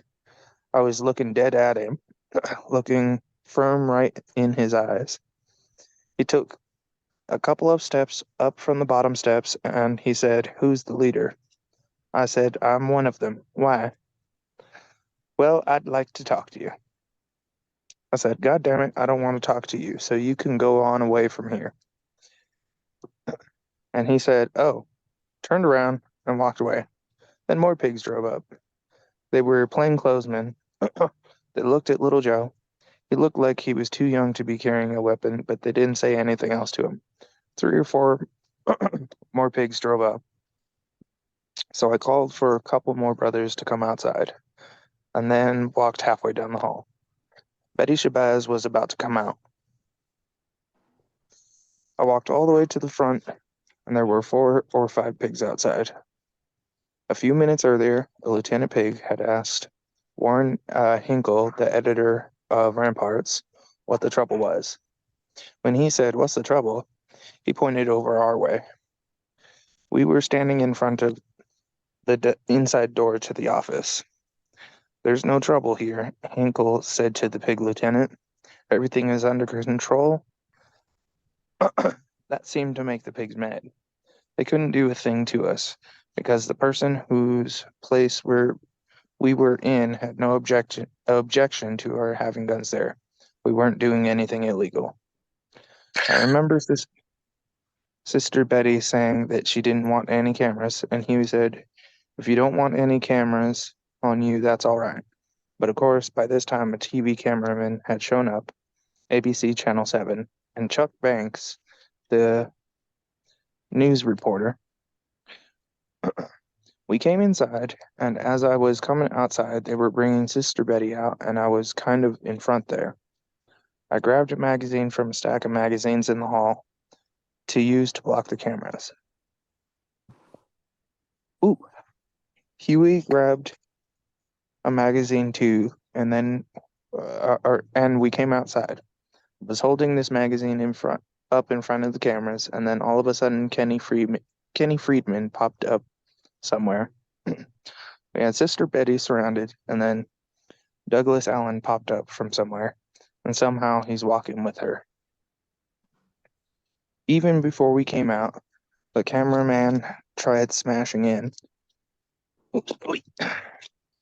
They tried breaking in, and that's when Warren Tucker pushed them down the stairs. And they tried taking a picture of one of the Panthers who pushed them away with a gun. They had already tried to provoke something to get an incident going. Then, as we came out, I walked out first, and I was holding a magazine in front of the camera, about a foot away from it.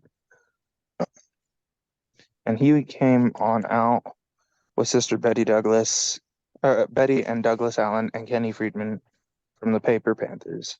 And while she,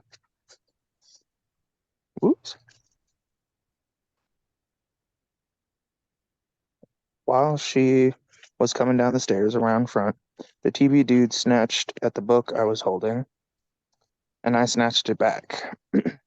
Then Huey put his magazine in front of the camera, and Chuck Banks grabbed hold of Huey's magazine and pushed the book down into Huey's stomach.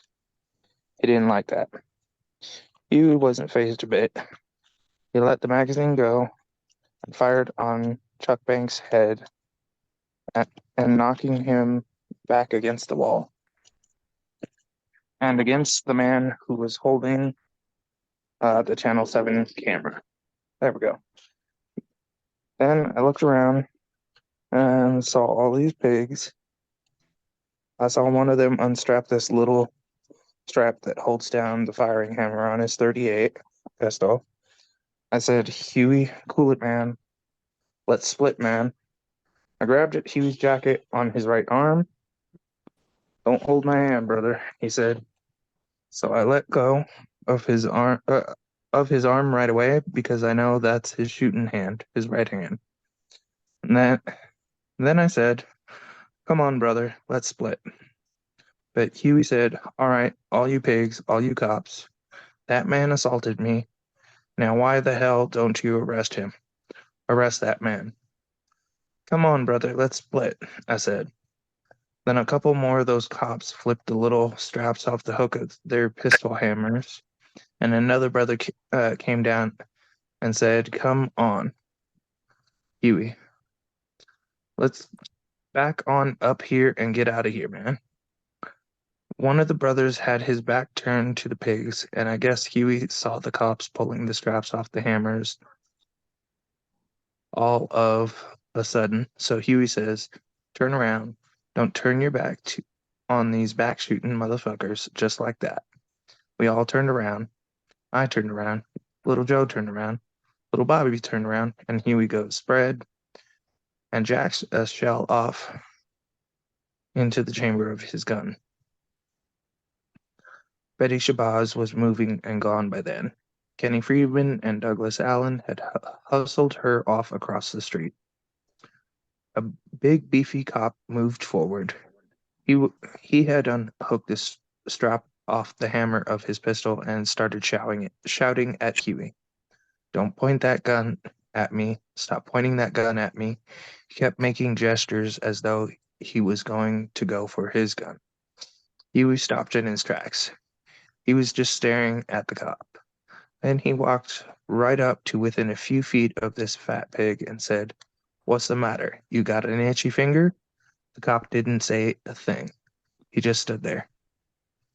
You want to draw your gun? Huey asked him. The other pigs were calling for this one cop to cool it, but he didn't seem to hear them. He was looking right at Huey, staring right into Huey's eyes. Okay, you big, fat, racist pig, draw your gun. And the cop didn't move. Draw it, you cowardly dog. And with that, Huey jacked around off into the chamber of his shotgun. I'm waiting, Huey said, and man, he just stood there, waiting for this pig to make a move towards his gun. All of the other cops moved back out of the line of fire. The five of us were spread out behind Huey. Finally, the fat pig just gave up. He let out a great big sigh and just hung his head. Huey almost laughed in his face, and we started backing up slowly. Huey backed up. He went near the wall, and I went to the outer edge of the sidewalk near the car. The sidewalk is at least 8 or 10 feet wide. Little Joe and little Bobby were in the center, and another brother got on the outside of the car in line with us and took about 6 or 7 steps. At this point, Roy Ballard came running up the street yelling, "Hey, don't shoot that gun. The cops are going to kill us. They're going to kill us. Please don't shoot that gun." And then the cops started talking about, "Don't go for your guns. Don't go for your gun." So Huey said, "Don't go for your guns." I remember repeating behind Huey. I said, "That's right. Don't you go for your guns. Don't you touch your guns." And I flipped the little strap that went over the hammer of my 38. So we were standing there, backing up, stepping off from the pigs, and the pigs were all bunched up. It was a very tense scene. This is one of the first major confrontations, and we were almost into a righteous shootout. You can think about a lot of shootouts. You can think about situations you might be in where there's going to be gunfire and gunfighting with pigs. You know, are racists. But I knew how Huey felt. If just one of them had gone for his gun, he would blast him because Huey had his gun at a 45-degree angle to the ground and he was ready. He had the barrel of his gun in his left hand. His finger was on the trigger.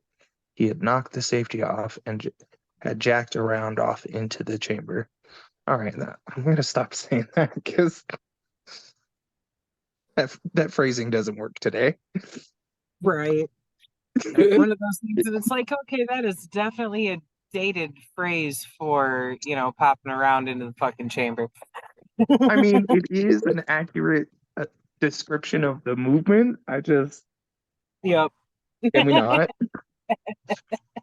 Well, this It is from kind of, words, so gotta follow with it. Just follow it. Just follow it. You'll get the gist of it. Okay. no, I know. Right. We know what kind of jacking off you're talking about. Yeah. Context is everything. It truly is. It kind of shook the cops when Huey Jack Huey, Huey put a bullet in the chamber. It kind of shook him. Got it. Just follow. Just follow it. Just follow it. we were just backing up then, and I wasn't scared or anything like that. You don't even think about it in a situation like that because the situation is so tense. We were stepping off, and the cops took 3 or 4 steps forward. Then they stopped and realized that we had them. The cops stopped, and I said, "Come on, brothers, let's move across the street." We got about halfway up the street, about 50 feet away from them, when they started bottling around to our right. We backed across the street and stopped the traffic coming off and on to the ramp to the Bay Bridge. Traffic was jammed up. I know people in the cars were sitting there wondering what in the hell was going on. Who in the hell are these niggers with these guns and all the cops on the street? My God, my God. I could just imagine one of them sitting there in traffic that couldn't move. We went across the street and got into our cars. Betty Shabazz was gone. So we split and went down to the Paper Panther office. We got there and Huey and the brothers were good. They were all talking about how we had spit on the pigs and how the pigs were all bunched up. Huey was talking about how so many of them were bunched up and how he had his shotgun on their butts, and if one of them had gone for their guns, we told how we split and how we stood those pigs off. Some 30-odd pigs all bunched up on the sidewalk. Had they taken 2 or 3 steps, and how Huey told them, "You'd better not go for your gun either." I know Leo and the rest of the dudes standing around weren't too enthusiastic about the whole thing at all, and thought that they should have been. I thought that they should have been excited about how we'd covered Betty Shabazz, how the pigs went crazy, and stuff like that. We went to the conference in Hunter's Point that night and decided not to speak. We got fed up with the whole thing, man. They were just trying to make guards out of us for some artwork shit sitting around there. They were trying to give us orders. What kind of shit was that? You guys have to be over there this evening, man, at 6. There's a lot of art and stuff there that people might steal. You guys get over there and guard that stuff. Huey says, look, we're the security for Betty Shabazz, and we're with Betty Shabazz. So we cut out, went down, and talked to the brothers on the block who were shooting dice. Huey and I couldn't think about that damn shit artwork in there. That's what's wrong with them. They want to put guys up protecting the cultural nationalistic artwork when they should be organizing the brothers on the block. Yep. Me and Huey went down there with some guns and talked with those brothers out there on Hunter's Point. Talked to them about joining the party. We told them we were going to be out there and how the brothers have got to get some dudes, get together and start arming themselves. We broke up a whole dice game, about 20 dudes. Some dudes were high and wanting to be murder mouthing. Yeah, I'm going to get a gun. But some of those brothers were serious. They wanted to get on with it. There had been riots in Hunter's Point, and the pigs had done in a lot of the brothers. They had already shot up brothers out on the point. Brothers and sisters had been murdered and brutalized. There was bad housing, unemployment, rats, roaches, and hunger. Hunter's Point was a typical black ghetto.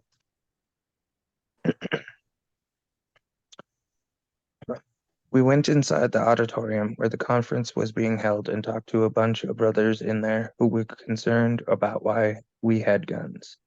Huey ran down the revolutionary program about why we had to defend ourselves, how it was legal, then under the laws of California to carry guns, and how the right to bear arms is guaranteed to all citizens under the Second Amendment of the Constitution of the U.S. He also ran it down how the Black Panther Party was fixing to serve the Black community with positive programs like breakfast for children, free health clinics, and liberation schools. That's what they should have been talking about inside that conference, called to commemorate the death of Malcolm X. But the thing had been put together by these cultural nationalists who were trying to project themselves as the leaders of the Black community while trying to use the Black Panther Party. Actually, they should have called the conference to celebrate Malcolm's birthday rather than to commemorate the day he was assassinated. Those cats didn't know the gun laws. They didn't know that trying to lead people was a dangerous thing. They only came out to the airport with us because Huey had demanded it of them. After that little set in front of the ramparts, we found out that their guns were not loaded. Not loaded. Huey said, you ever seen cats mad like us? The brothers in the party wanted to go over and beat their asses for having unloaded guns. They said, here our lives are on the line for our people, and the bastards are trying to manipulate us. If a pig had started shooting, they would have run, I said to Huey. I'm out with all these jive intellectual, cultural nationalists. That became a real thing in distinguishing the brothers off the block and those who only talk, those who have their intellectual possessions in pawn to the man, the power structure of this racist capitalist system. That's when David Hillard said, they're paper panthers, jive punk paper panthers.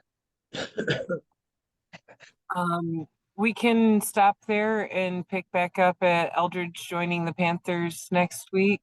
We're at a little over 2 hours right now, so be a good time to dive into the discussion. All right. This is a prime example of cultural nationalism right here, because these people did not know what the fuck they were doing. They did not know what the fuck they were doing. They were not doing their homework. They were not doing their research necessary for the struggle. It was just the aesthetic. Mm-hmm.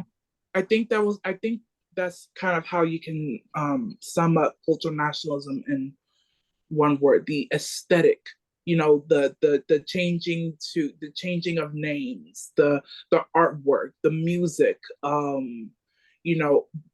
anything that is like associated with kind of like the aesthetic qualities of culture, and that alone can just try to cause revolutionary change, which is not true. And when Roy Ballard was at the airport trying to convince the pigs to read the autobiography of Malcolm X, knowing damn well that all those pigs wanted Malcolm dead in the first place, like that was a sign. Right. That was a sign. That was a sign. Why? Why would you do that? Why would you do that? Like, this is the biggest pitfall of cultural nationalism, is that they only care about the aesthetic, but they don't care about the struggle. There's a difference between an aesthetic and a struggle. It was only an aesthetic. Like, those guns were not loaded, even though they were supposed to be, and they didn't even, like, they were using them wrong. Like, it was just so many things going wrong with them. Right. Like, you don't carry a gun for looks, motherfuckers. You carry it in case you actually need it to protect your life. Not Right. to fucking cool. What the fuck were they thinking? Right. Like, it Yeah, was but like, it's also, man, they were putting the Black Panthers at risk, Right? for bringing guns, man, unloaded. If the Panthers came with their guns loaded, they came just in case something happened. They go out, man, the way you're supposed to go out, man, fighting. But here, these people, man, these dashiki motherfuckers, man, that wore afros and dashikis, and that's all they did was right. talk black, but they didn't do nothing black, you know. And then they're gonna come to the airport, man, with guns unloaded. That's putting the Black Panthers at risk, man. Like that's a big misfire. Like, there's a difference between talking the struggle and doing the struggle. They were only talking the struggle. That was it. There was nothing material Right. that they were doing to, contribute to the struggle. It was all about freaking artwork. They don't care about artwork. They do not care about artwork. We're not talking about artwork. Really? Like, is that a joke? We're not talking about artwork. We're talking about the struggle. We're talking about protecting the people, meeting them where they're at. We don't give a damn about artwork. We don't Right. about artwork. They just wanted to make They sure also Malcolm they didn't also fucking talk get about hurt. how good their dashikis look. Right. Like this kind of like played a role into Afrocentricity making it big, I think in like in the 80s and the 90s. And like Afrocentrism is essentially cultural nationalism, all over again. But it's making African culture and history into a completely revised, reactionary, false aesthetic. Nothing of revolutionary substance, whatsoever. It's literally just like, the Israelites, the so-called Aboriginals, the Nation of Islam, all those people. And like, it's like these are these people. These are these people. They did not know what the hell they were talking about. They did not know what the hell they were doing. They were essentially there, like, for freaking artwork. Now, if that was me leading the whole thing back then, I would have kicked their asses out, because it's like, I don't give a damn about your artwork. I don't give a damn about your artwork. I don't give a damn about your music. I certainly don't give a damn about your damn dashikis and your Afro sheen going on, and you're using it wrong. I don't give a damn about that. I don't give a damn about what you look like. I don't give like I only care about the struggle. Like culture is nice and all, but if y'all are not using it to actively get people in struggle and actually using it for the struggle, then exactly. you're on your own. Like I'm not doing that bullshit, guys. I'm not doing that. I don't. Once again, I do not care about your damn artwork or your music or your Afro sheen hair. I don't care. I care about the struggle. And if the culture is not an act is being used as an active part of the struggle, then like that, like see, that's the difference right here. Using culture as a revolutionary, as an active revolutionary base because it's an active process. Using culture as an active revolutionary Maoist communist base and versus just using culture alone just for the aesthetic and think that's going to help free, the people, in your material conditions and globally, and there's a clear distinction here. I guess y'all can put two and two together here. Like, if you're not using culture as an active revolutionary base, then you're literally just using your history as an aesthetic, and you're trying to get these tools of the bourgeoisie to, like read a freaking autobiography on Malcolm X. Like, are you kidding me? Now this is way different from the Attica uprising, because those, y'all didn't have to teach the guards nothing. They had to find out themselves, when, they were starting to be shot at. And like, that's the difference. That's the difference. They had to make that breakthrough themselves, essentially. What I'm trying to understand is, I don't know why Huey didn't pick up on when they were talking from the side of their mouth in that meeting. They were talking from the side of their mouth. How many men they got and all this and that. And I'm pretty sure Huey could have picked up on it because Huey was very intellectual, man. He could pick up on shit. And I don't know why he even allowed them to why even he went with them. Right, right. I don't know. I think that was a big misfire on Huey's part, honestly. Like, like Huey's way better than that. He was way better than that. Yeah.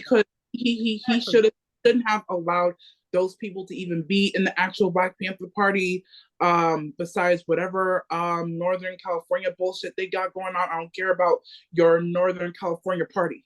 Okay, I don't care about that. Like, Huey should have picked up on that. Like, Bobby saw it, but Huey somehow didn't, because look, this was like 1967, 1968. So if this the same thing that happened today, then clearly it would have been dealt with immediately. But it just didn't happen, and it just was like the stepping stones, I would say, into the party just kind of like falling apart, especially when COINTELPRO really took off, like really, really took off, especially after the assassination of Fred Hampton, and making the rivalry between the East Panthers and the West Panthers like Huey should have known better. He should have known better. Yeah, Huey was giving them some slack, man. That's what he was doing, giving them some slack, man. Give them the benefit of the doubt, Right. And I mean, look what happened, man. When they got that dude, all of a sudden, a few of them disappeared right in the airport. They disappeared, and then they all of a sudden they pop up. But man, I don't know, man. I mean, we humans, man. We sometimes make errors, man. But Huey should have been more on top of that, man. Right, he should have. But I'm not blaming Huey for it. Because Huey did his part. He played it to the very end. But he was playing his part, man, with people that he could rely on. If there was a shootout, it would have been Huey and the police because those motherfuckers, man, they were gone. Right. They were Right. gone. They were gone. And it was nothing. And once again, those guns weren't loaded, even though they were supposed to be. So that was a big error on the cultural nationalists, Panthers, if you can even call them that, because you can't even call these people Panthers. They're just cultural nationalists, talking out the side of their necks. But I did like in the very beginning when they were getting the red book in droves and literally selling them like hotcakes. Like I thought that was really, really cool. Like at first, they saw us, to buy some guns, but they actually saw a lot of substance in it, and they used it as a foundation to help African people, in our unique material conditions here. And that is exactly what they did. Like, I gotta give props to that bookstore because they had a lot definitely of that red book, and the fact that they were able to use that as and that's what you're supposed to do. I mean, Revolution 101, you're supposed to take a very important piece of work in the revolution and use it as a foundation to make it make sense for the people in a certain set of material conditions in the now. And that is what Bobby and Huey did. And the bookstore hooking them up, with so many red books, like 5,000 of them. Like that's a lot. But there were a lot of workers in China at the time. So it made sense. It made sense. And I also loved Huey's spot for the children. I really thought that was really, really important because I want to make this very, very clear. I'm 19. I have been victim of adult supremacy and hierarchy, since the very beginning, okay? And children and youth are in a deeply oppressed class in terms of age.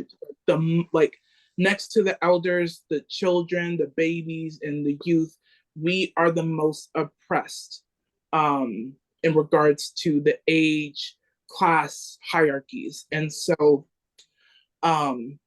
means to survive, to be able to live, that's really important to us because, these two kids that were being hit on that intersection, and they didn't have that light, and children were being harmed. Kids, babies, kids, children. And one of them ends up being killed and another ends up being injured, I believe is what Bobby said. And that is especially, you have faith in yourself. That faith part is it really, really rings true to me because a lot of adults don't have that. They don't have that faith. They only just say it because it sounds nice, but it's political too. Faith is political too, outside of the religious stuff. If you don't have, faith in the children and the kids, if you don't have admiration, basic revolutionary love and admiration for the babies, for the kids, you're not looking out for them. You don't have faith in yourself. And that's the truth. That's the truth. These children deserve, political education to know their destiny, to know who they are.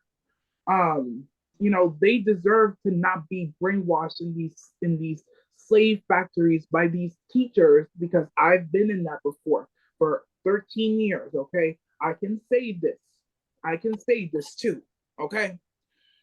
Being taught real history, being taught who they are, Congo history, Ibo history, Yoruba history, our ancestral history, and ancestral history here within these borders, like the Gula people, the blues, and stuff like that. The black communist figures, black revolutionary figures, and that was what these slave factories did not have, especially back then. Like, come on, they were teaching them any kind of lies. They were trying to suppress the children, harming the children, literally trying to harm the children by having them turn, against Huey, even though a lot of those kids looked up to Huey. Like, It shows you that they have nothing to lose, that these people have nothing to lose, that these people do not have faith in themselves, obviously. And these people just see children, African children, as cattle. We're not cattle. Once again, I'm going to make this very, very clear. We're not cattle. We're human beings that deserve to survive. We deserve to have a safe livelihood. We deserve that. That is not even up for debate. That is a fact. We deserve it, period. Every young person, every young African, every Black child that comes up, we deserve a livelihood where we can be able to survive, to be able to live without having to be worried about infrastructure that doesn't exist, trying, killing us being killed because there's no freaking infrastructure, because that's a part of it. And we deserve that basic livelihood. We deserve that basic livelihood. And under a capitalist, imperialist system, no African child, no African baby, no African infant, no African newborn, no African youth, no African young adult can be able to have their livelihood affirmed and be able to, survive with no problem whatsoever. We deserve that, period. It's not up for debate. I think that, in reference to the red books being sold, even though it was for guns, but I also look at it in another way. Huey Newton was also politicizing people and said, by selling them books to them. You know how many books, man, was, that's politicizing in a way, because if I'm a person, I'm gonna buy a book for the red book from you. I'm gonna read it. What's the purpose of buying it if I'm not gonna read it? I'm gonna read it. So it was a form of politicizing, even though he was selling. It was a form of politicizing. So he knew what he was doing. He knew what he was doing. That's exactly a prime example of meeting the people where they're at. The red book was that seed. The red book was that seed.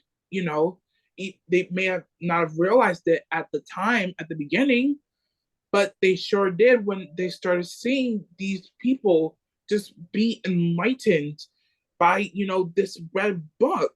And that is planting those basic seeds, because like the red book is, as we all know, is the basic level. It's the basic foundation, the first starting point of every revolutionary.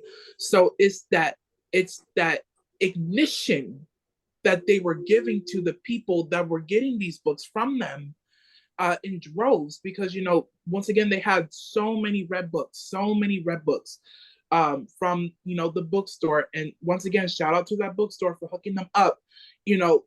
They were planting those seeds as unique to their material conditions of that time, because they were on a college campus. So they were definitely doing the thing that no other group of people were even doing at that time. It didn't even come to anyone else's frame of mind at that time. Like planting those revolutionary seeds and teaching African children their destiny. That was what they were starting to do, and it created a foundation outside of the cultural nationalists that were in the party at that time. They built a foundation that was unique to African people at that time. Mass line. They were doing mass line back then. And like you cannot have, revolution without mass line. You need that. There's no negotiating with that. You cannot skip it. You cannot skip that part. And even though they did not have, the critique and self-critique back then, we all know that. If we read Asada's autobiography, we do know that they didn't do any self-critique like that. We do know that. However, they did make a foundation that was unique to the material conditions of African people. here within these borders, and they were literally doing something that was not even, once again, in the frame of mind of most African people at that time. They were literally, seeing that, children, African children, were being, they had a lot of potential, and they were showing the children their destiny and teaching them these principles, and essentially, planting those seeds where their mind is at, because they're children. So, you have to, meet them where their minds are at, mentally, psychologically, developmentally. And that's very, very important, because, African children, we don't get, especially lumpen African children, because these are lumpen African children we're talking about here. That's a very, very important aspect. Um, we don't get that opportunity to actually know who we truly are. We go to these schools, and we it's kind of starting that plight for assimilating, thinking that everything is just a voting issue, and that it's just in the past, and all this garbage, because that's what it is, garbage. Um, Even though it's still happening, even though it's still going on, clearly in new forms, but it's that same core system, of capitalist imperialism, of the bourgeoisie, of the ruling class system, of this class system overall, period. So, the fact that they had that foundation to meet African people, African lumpen proletariats at the time where they were at, was unlike any other group of people at that time. So that's what they did right. That is what they did right. The self critique, no. But the other stuff they did indeed do right. I will give them that.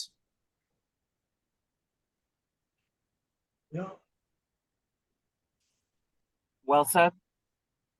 Yeah, there's a lot to give credit to where it's due for the work that they did.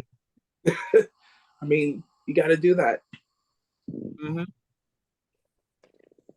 Yep. Honestly, that's why the system found them to be such a threat, because these programs for the kids was starting to inspire young minds, and that really freaked the fucking government out. Like, holy shit, there's going to be, another generation or two of straight up communists.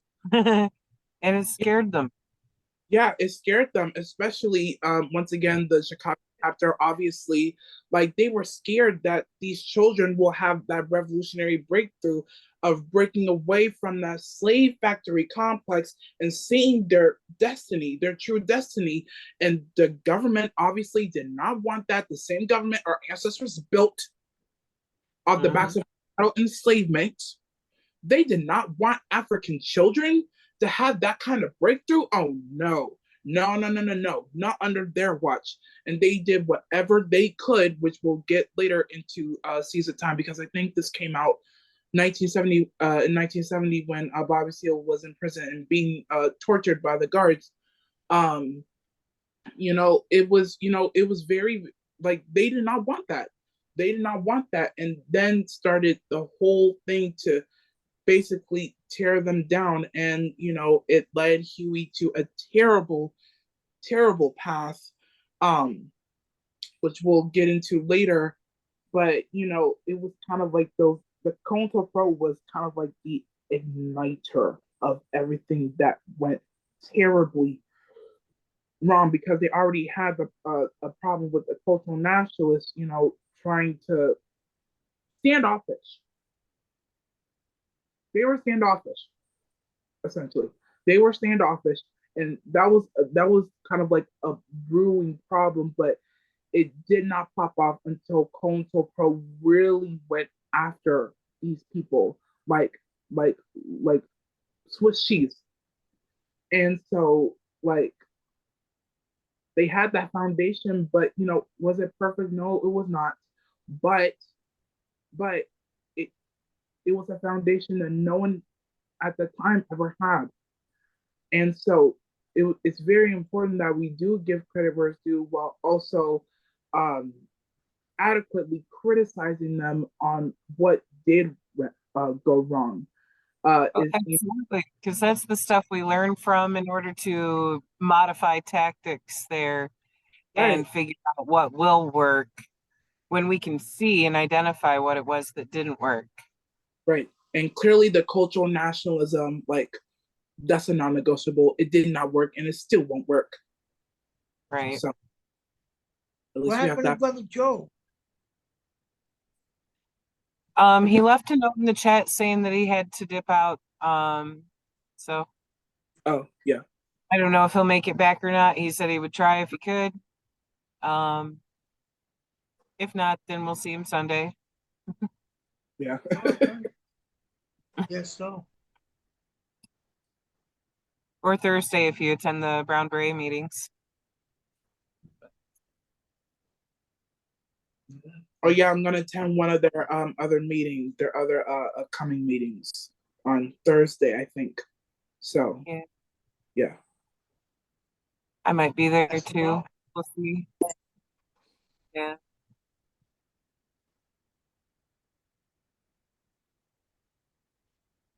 Fuck, I had some thoughts about the book and now they went poof out into the ether. Boomerang back. Comrade Shante, do you belong to an organization? I belong to unofficially for right now the New Era Young Lords here in Chicago. Oh, okay. Yeah. Yeah, I'm about to get the paperwork from Chairman Paul soon. So they're trying to update it and they'll send it to me. So That's good. yeah. Congratulations, Conrad. Thank you. Thank you. I thought you knew.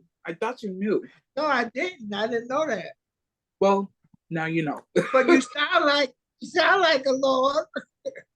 Well, hello. Like, look, it took a lot of changing up my politics to get to this point. So like I'm here, but now you know. Now you guys know. Okay. Well, that end, aren't you about to graduate your classes to become a member of the UPM officially too? Yeah, I just sent in my questions a few days ago. Oh shit. I know So, you got look, you know I got it. Like I'm a firecracker, okay? Like you can like I have a distinctive way of writing revolutionary shit. Like it's like you'll know it's me writing. You'll know it's my writing. Like you will know. So like I got this out of the bag, so I'm not even worried. I'm not even worried about that. Yeah, I'm just excited to get the red book. hell yeah. Yeah, because they said it's going to be a part of it, so I'm just ready for it to come. You know. Yeah, that's awesome that they started putting those packages together for the new graduates. I think it's fucking dope. Yes, indeed. I think starting up Shante. the graduation certificates at the end of the last round of classes kind of formed some inspiration there within the parties of like, hey, you know what else we could do? And then t-shirts started happening and Oh yeah, that all makes kinds sense. of ideas being tossed around there. So that's a cool one that they went with, giving you guys the red book. Hell yeah. Yep. Brother Shante. Comrade Shante. Yeah. Listen, let me ask you something. Yeah. Why I heard you the other day, you said something about I think what is Russia, I'm not sure. Well, or China. You said revisionists. Why you call them revisionists? I would like to know that. Because after Mao's death, I think this was when they started to become more social fascist, like the government part alone. So not the whole uh country at large, like it's just the government. they became Okay. they steered away from the Maoist principles, and they started to become more imperialist. And there's a lot of nuance to it, because the Western media lies about China all the time, and but China is still, like, in terms of its government, still social imperialist. So, like, they don't have that true communist structure that they had when Mao was chairman of the Communist Party. And um like, there's a lot of people saying, like, the neo-colonialism that's going on, especially in Cuba and Africa, because of the cobalt genocide that's going on in the Congo and Goa Basin, one of our ancestral homelands, on in Africa. Um, and those people say that they do not need help. They do not need help from not the U.S., not revisionist Russia, not revisionist China, because those people have it's kind of like where they became neo colonies. So, like, those revolutionary structures are not there, and these social imperialists, the governments, the social imperialist governments, are kind of coming in for so-called aid and so-called assistance, when these places are still in the same conditions that they were 50 years ago, 40 years ago, and when King Leopold's genocide happened against our folks back home. So um China, in terms of its government today, speaking in today, is social imperialist. But the Western media still lies about China overall, and Chinese people stirring up xenophobia, especially against Chinese people here. Um, Especially that anti-communist rhetoric, even though, once again, they still don't understand what communism actually is. But making Chinese people overall, and not just China, whether they're revisionists or not, as if they are the enemy. And of course, that's not true. There's a lot of history with that. There's a lot of history with that. But to put it simply, China today, in terms of its current governmental standing, is social imperialist and revisionist, and not true communist. And a lot of Okay. I could say capitalism. also in reference to Vietnam, because Vietnam is something similar to right, China. it I is. mean, It is. we look at Vietnam, man, and it has opened up its borders, man, to the United States. It's trading with the United States. I mean, come on, man. What's up with that, man? This is a country that invaded you and killed many of your people, and here now you trading with them. And that shit doesn't even sound right. Right. Like, that's the social imperialist structure that is now with Vietnam. This is not Ho Chi Minh. This is not what Ho Chi Minh even wanted or advocated for. This is not even what he thought about anyway. So, like, this is, like, completely separate from those people. Okay, like the People's Army of Vietnam that kicked the US out and made them lose the Vietnam War, as they should. Once again, as they should. Like, it's completely separate from those people. So they are not the same people. This is not Ho Chi Minh's day. Like, it's completely separate from those people. So They definitely are, bro. And I don't understand, man, when here we are, man, as soldiers, man, fighting, man, and some people who claim to have fought and won, they reverted back to the same shit that China, man, because Vietnam, man. And I can't, I don't know too much about Korea lately, but I don't Um, know.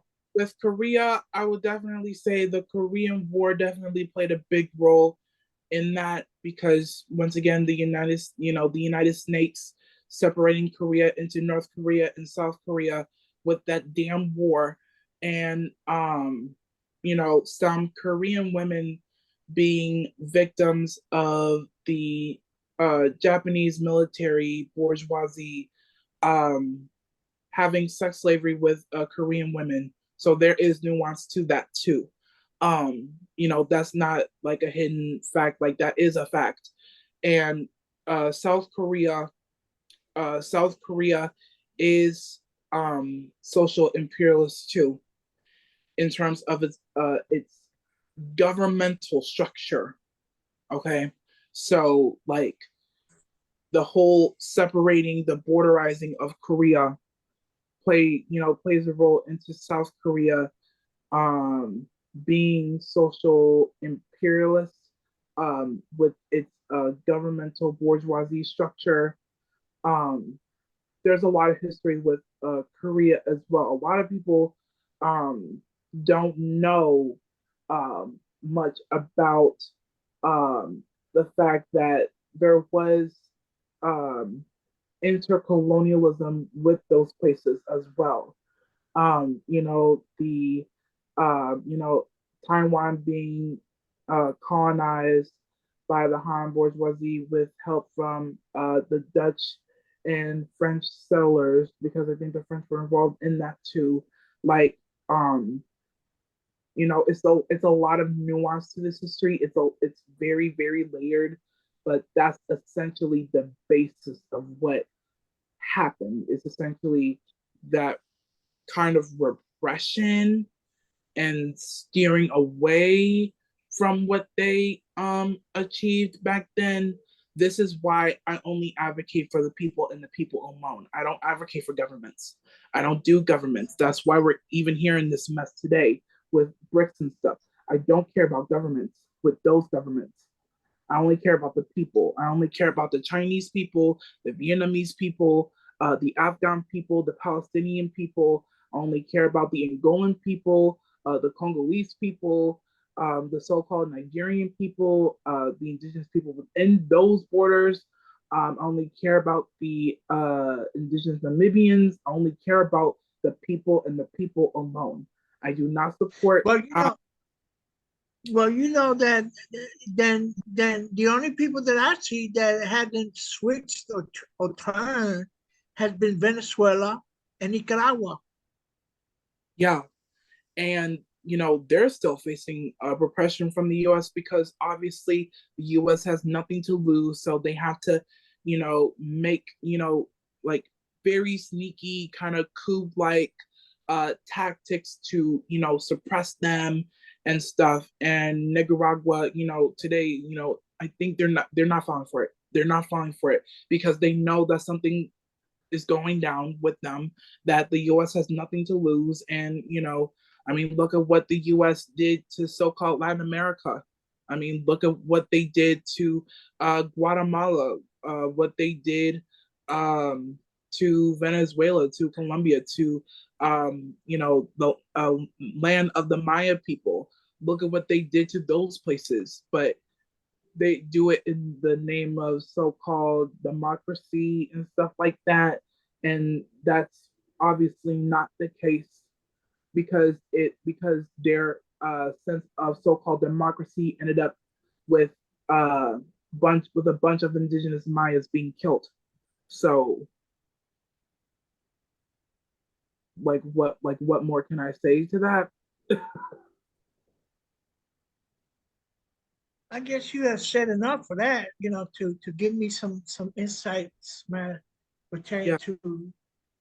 I mean, we got a hell of a fight, man, because here we are, man, fighting for a system, and these systems that claim to have fought and won, they're reverted, and then it makes it for us. It makes, don't you think? I think that for us, it makes it even harder. right. it makes it even harder, especially when you have these so-called Marxist Leninists supporting these revisionist states, not actually understanding like the meat and butter of it all. And even Chinese leftists in China alone are speaking out against the Chinese government because of the fact of their social imperialism, and literally calling out these people, calling themselves revolutionary, but supporting, today's revisionist China, when it shouldn't even be like that, because that's not what Maoism really entailed. It was about the masses and the masses alone. Like it wouldn't make sense. It wouldn't make sense. And I think the problem that we have is that um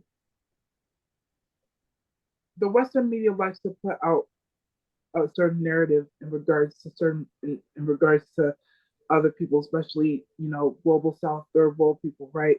And the more, I guess you would say, visible revisionist states, they portray them as the enemy, and all this stuff, even though it's a whole jumbled up mess, because we don't know what's true, we don't know what's true, we don't know what's false, because the Western media has nothing to lose. But if you actually go to those nations, to those people themselves, they'll tell you like the full truth straight out. So I only like to focus on the masses in those places, instead of just applauding and standing revision today's revisionist states, because that's counter-revolutionary. And with what's going on in our ancestral homelands of Mali, of Burkina Faso, of Niger, uh, as a matter of fact, Fred Hampton is a descendant of indigenous peoples from Niger and Gabon, including his son. So it's definitely interlinked with each other. What's going on in those places, in Burkina Faso included, it's kind of like the revelation that our ancestral folks back home needed, because it was a ticking time bomb. Like, they don't need help. They don't need help. We want to be free. We want to free Africa. We want our people back home to be free. And with the recent signing of the Kenyan bourgeoisie to quote unquote restore order in Haiti, it's a way of destroying interdiasporic unity and solidarity, especially since this is the Caribbean, and this is from the continent where we came from. And um, you know Kenya, the Kenya government, they have nothing to lose either. They are an extension of the colonialism that has happened on our homeland, on our continent, and they have essentially become like their colonizers. Obviously, what's happening in so-called Nigeria, what's happening in so-called Uganda, against queer people, against trans people, against themselves, because we have always been a gender fluid people until colonialism, until European colonization, where it was class warfare against us, and we were gendered and racialized and placed on these hierarchies to essentially formulate the destruction that entails within us African people and those of indigenous African descent to this day. And I think that now we're starting to really get a revelation that these governments, that these so-called states, that independence was a fact. Because if independence truly worked, then why is queer people and trans people in Africa still being oppressed and still being threatened with death in the concentration camps that the European bourgeoisie put there, that the English put there, that the Portuguese put there? Why are they still here? Why are those systems still here, knowing that we didn't operate that way? So that's why I don't like to support these governments, most of them, because they're phony. They're just extensions of the colonialism that they have faced, you know, just like with so-called Indonesia. They were, I think they were taken over by the US, and it led to Indonesia being the fascist force that it is today, with the indigenous peoples of West Papua. So once again, these all interlink with each other. And it's very, very important that we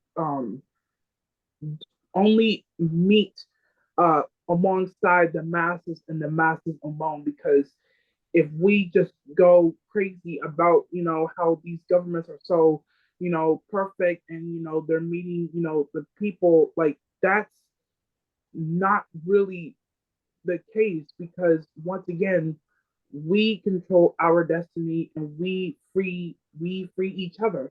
We free each other and our land, all land.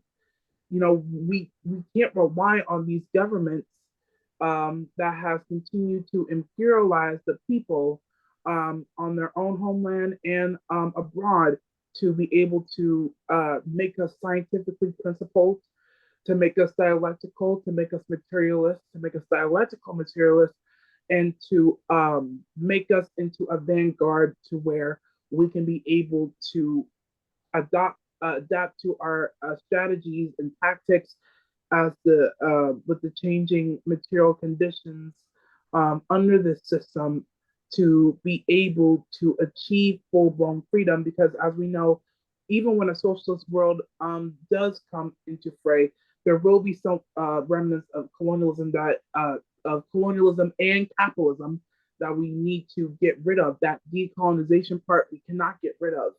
So it's that very, very important aspect of making sure that we only stand in solidarity with the masses and the masses alone, and not governments and nation states that are just extensions of the colonialism that our ancestors have faced even still to this day.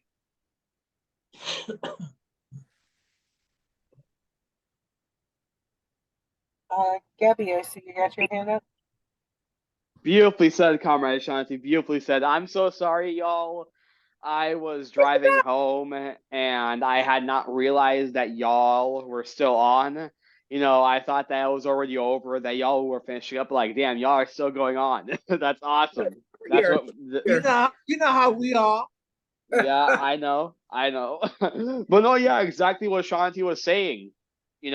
Exactly what Shanti was saying just now. I've said this before, and I say again, I am against all forms of imperialism and fascism. It doesn't matter where they come from. It doesn't matter if it's a major imperialist power or a minor imperialist power. There is no such thing as a lesser evil. There is no such thing as a lesser form or a lesser bad version of imperialism or of capitalism. It's capitalism.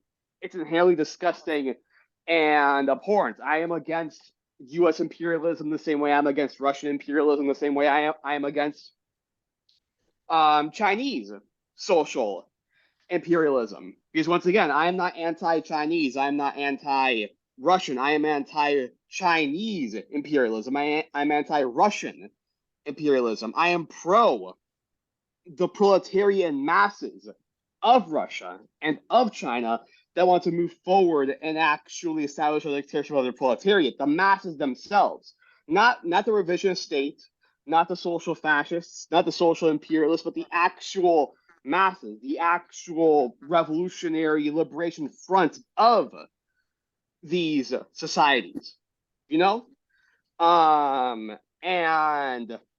and am I saying and as Maoists, as comrades, are we saying that we know better than the masses in China or Russia how to engage in revolution? No, of course not. Of course, we're not saying that. We're not saying that. But even so, we need to apply a dialectical and scientific analysis to understand where these societies are socioeconomically. Where are they in class struggle? How far are they? Have they established a dictatorship of the proletariat? How far have they moved forward in class struggle? How are they combating the contradiction of capitalism? How are they engaging in cultural revolution? How are they engaging in upholding the proletarian revolutionary line? These are the kinds of questions that, as dialectical materialists and scientific socialists, we have to ask ourselves and actually understand what socialist transformation and socialist construction looks like. Because if we ourselves are confused and don't and misdirect the masses on what actual socialist transformation looks like, then we will simply misdirect the masses. That's why we have to stay dialectical and principled and actually apply a Marxist analysis on these societies. Right. And yeah. Right. And especially like if you like I know you weren't here, for the rest because you had to go. Yeah, I'm but sorry. Yeah, it's okay. We read the rest of the sections and it's essentially like a real life example of cultural nationalism because Ooh. to catch you up, the Black Panther Party of Northern California, or what they called them, the Paper Panthers, because that was that was essentially what they were. White paper tigers. Yeah, the paper tigers. Yep. See, your history too. Yes. They were essentially they were causing a problem with the actual Black Panther Party, and they were essentially worried about artwork and the cultural nationalists, quote unquote Panthers, if you can even call it them. They were worried about artwork, and they were at an airport to do security for Betty Shabazz, and one of the cultural nationalist Panthers, we know Huey, how Huey gets with the pigs. One of those situations started to happen, and one of them was trying to, tell the same pigs that are literally tools of the bourgeoisie to read the autobiography of Malcolm X and all this shit, even though those pigs wanted Malcolm dead. And it was a whole bunch of mess. And those cultural nationalists, their guns were not loaded, even though they were supposed to be. They were not, essentially putting Huey and Bobby and the rest of the actual party at risk. And they were having this conference that was supposed to be for Malcolm X, but it was just more cultural nationalist type shit. I think I remember that. Yeah, and they also had a confrontation at a department store, I think downtown in San Francisco, and it was on the news. And one of the cultural nationalists came running down the street, telling I think the Panthers not to shoot, the cops will shoot us, don't shoot your guns, and stuff like that. And it was just a mess. And like I said, Huey should have he knew better than to not deal with that, because that was kind of like one of the stepping stone conflicts that the COINTELPRO targeted and made worse, obviously. But that's a prime example of cultural nationalism. They were talking struggle, but not doing struggle. They were more worried about the shikis and afros and afro sheen and their perfume oils, instead of the actual struggle, meeting the African lumpins, especially African lumpen children, where they were admitting to their material needs. It was like, if we actually read those sections, it was just a mess. It sounded a mess. It because it is a mess. And I was like, y'all more worried. I like I said, and Che and Zen were laughing to me about this, but like, I do not care about your damn artwork or your music or your Afro sheen or your dashikis. I don't care. I don't care. I don't care. If you're not about actual revolution, then it's literally just recreation for you. Like how 90K Trash said, cultural people have to become political, and they were not being political. They were not being political. They were just being, they were more worried once again about the aesthetic instead of the actual struggle. And it put the party in a predicament, because I think this was, They're performative. They performative, essentially. Like, cultural nationalists are performative people, obviously. They are. Want to use their culture as means of, actually liberating the people and all this bullshit. And that was not the case. That went against the Maoist foundational grain of the original Black Panthers. So they were literally putting those people at risk by not knowing what the hell they were doing and being more worried about the look and the Then the thrill action. in the action, instead of That was counter revolutionary behavior. Right. Yep, that was counter revolutionary behavior. In fact, I have a quote from Huey right here. The relationship between the Vanguard Party and the masses is a secondary relationship. The relationship between the members of the Vanguard Party is a primary relationship. It is important that the members of the Vanguard group maintain a face-to-face relationship with each other. This is important if the party machinery is to be effective. It's impossible to put together functional party machinery or programs without this direct relationship. The members of the Vanguard group should be tested revolutionaries. This will minimize the danger of Uncle Tom informers and opportunists. Yes. There has to be. They're not. I'm looking at it. They not only was putting the Black Panthers at risk, but they were putting that sister at risk also. Yeah, Betty Shabazz of all people. Hello. Yeah, Betty Shabazz. They were putting her at risk. Like, hello. Like if the situation got worse, then she would be dead. Like, and they knew it. They knew it. They just worried about trying to teach the same pigs that kill us and still to this very day. Oh, right. Like trying to teach them about this autobiography of Malcolm X and this bullshit that they were trying to do. And like, I was like, what? Wait, they were trying to educate the pigs? Man, that was an excuse, man, to get out of the situation.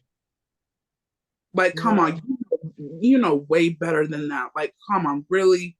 Wait, I have a question. So the cultural nationalists were back in the 60s and early 70s, man, there was a lot of cultural nationalist pork chops, really, organizations out there, man. They were all talking a lot of bullshit, but none of them doing any work. Right. They were talking the talk, but not walking the walk. Wait. So just to clarify, the cultural nationalists were trying to educate the pigs on New African history. Essentially, that was what they were doing with the They were trying to tell them to read the autobiography of Malcolm X of all people. They don't care about that shit. Yo, what were they thinking? They don't care about that. They don't care about reading Malcolm X. They don't care about reading any of that shit. They're the ones that killed Malcolm X. They're the ones that killed Martin Luther King. Do you think they're gonna care? They did not know what the hell they were doing at all. They did not know. It gave me a freaking stroke reading that, because like telling a fascist pig to read Malcolm X and Martin Luther King is the telling a fascist pig to read Malcolm X is the equivalent of trying to tell a Nazi to read Karl Marx. Like, it's not gonna work. It's not gonna fucking work.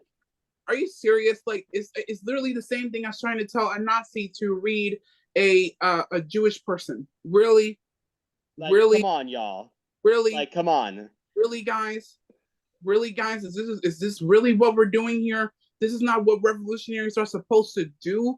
Like this is one of the counter-revolutionary tactics that put the masses at risk, trying to use our culture and our history to try to make nice with our oppressor, make nice with the racist pigs, make nice with the tools of the bourgeoisie, with the bourgeoisie itself, trying to convince them to, not kill us, to not kick us out of our homes, to not give us bottles of poison that makes us into literal zombies on the side of a freaking street corner, not having street lights that are not killing children when they get out of freaking school or going to school every freaking morning and afternoon. Like, are you serious? That puts us at Well, risk. we're gonna get into another part, man, which is gonna be very more interesting, man, when we talk about Eldridge Cleaver. Because Eldridge Cleaver had a lot of shit with it too, man.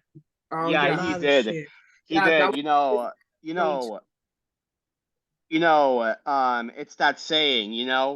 It's that saying, someone can be a good revolutionary, but they can still be not the best person. Like as a revolutionary, I respect Eldridge Cleaver, but him in his personal life, oh no, he was awful. He put a lot of people at risk, man. And Yeah, he was. Bobby Hutton got killed. Bobby Hutton got killed as a result of him. Right. It was because of him. It was because of him.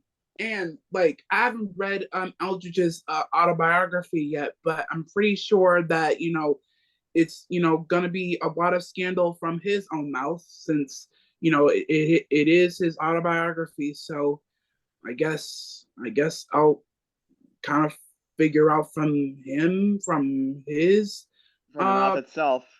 from it was a whole mess. And what really made it more very suppressive is that Huey, he was very, very intelligent, but he made a big misfire with letting those cultural nationalists in that party. He really did. Big misfire. Exactly. Because that was a big stepping stone into the party falling apart, that you wonder why their big years, I guess you would say, was 1966 from 1966 to 71. You wonder why it's only 5 years. But you know why? You know why? Huey was too kind-hearted. Yeah, too kind. Yeah, he was. I mean, he's from Louisiana, so it kind of comes with the territory. No, not only that, but the original Black Panther Party, unlike the new African Black Panther Party, did not have a mass base, meaning that anyone could become a Black Panther Party member. I remember Kwame. I remember Comrade Kwame saying you could take 10 original Black Panther Party members and put them alongside each other and ask them something. You'll get 10 different answers. You will get 10 different answers. They won't agree. They will not agree on. They will have completely different points of views and ideological and political leanings, and that's one of the things that led to the new African Black Panther Party. Sorry, not the new African Black Panther Party. Sorry, that's what led to the Black Panther Party being infiltrated so easily. They didn't have a mass base. They didn't have a base to organize, elevate, and educate the masses where they were, and then make them ideologically and politically conscious through meeting their material and psychological needs. Anyone could go into the party and become a Black Panther Party by doing some kind of training, I'd assume, but with no mass base to go through to radicalize them and make them dialectical materials in the first place. That's why you got so many cultural nationalists and so many reactionary reactionary counter-revolutionary sentiments going on in the party. That's why you had so many internal conflicts going on in the party. There was no mass base. In a way, you could say there was no filtration. There was no Right. filtration within the party that separated the revolutionary from the revisionist, from the reactionary, from the cultural nationalist, from the liberal, and so on and so forth. Right. And also the I think misogynist. that's one of the reasons. I think that's one of the reasons why Kwame Ture left the party and he went to Africa. Yeah. Yeah. Yeah.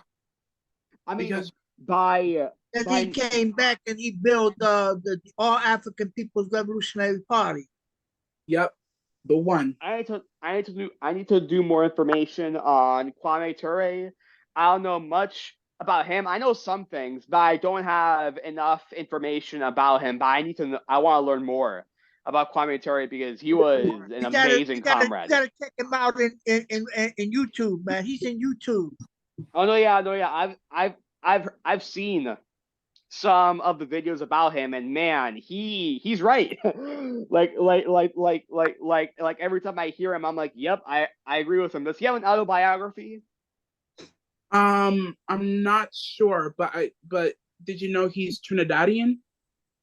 I did not know that actually. No.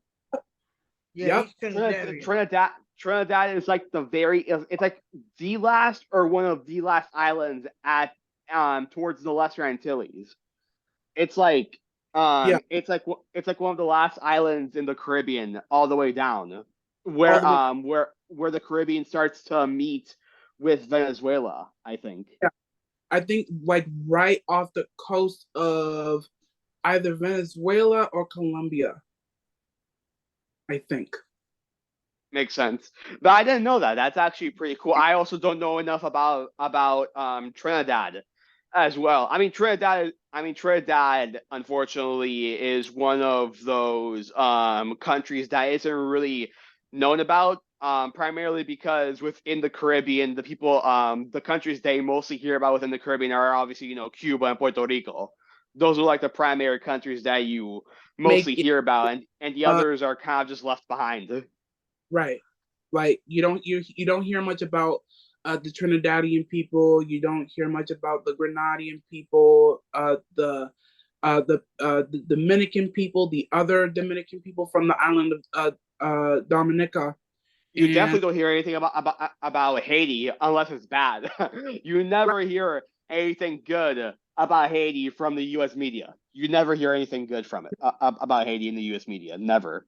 Like, did you hear about the bullshit that they're trying to do more military intervention in Haiti, to quote unquote restore order as they always do, even though they made the conditions that got Haiti here in the first place.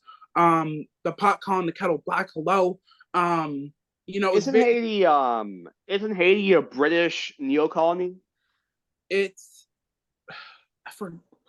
It's either Haiti or Jamaica. Either one. I'm pretty sure it's Haiti though. I think Haiti is a British neo-colony. No, I don't think so. I think it was French neo-colony.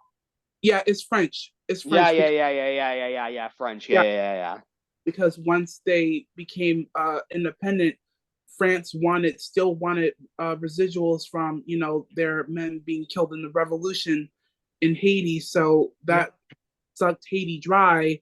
And once again, I find it so fucking funny that they want to talk about restoring order when the US was the same one that did not even recognize Haiti until like 1825 or 26. Literally backed a whole dictator that hated himself so much, hated his African roots so much that he killed 35,000 dark-skinned African Haitians in a matter of a week. The same people that sucked Haiti's resources dry, once again on Dino land, mind you, and literally having those people be sucked dry and having so much violence happen on that side of Quisqueya, why do you think there's so many problems in Haiti? Why do you think that they have so many freaking problems? It did not come out of freaking nowhere. It was France. It was England. It was the US. It was Canada.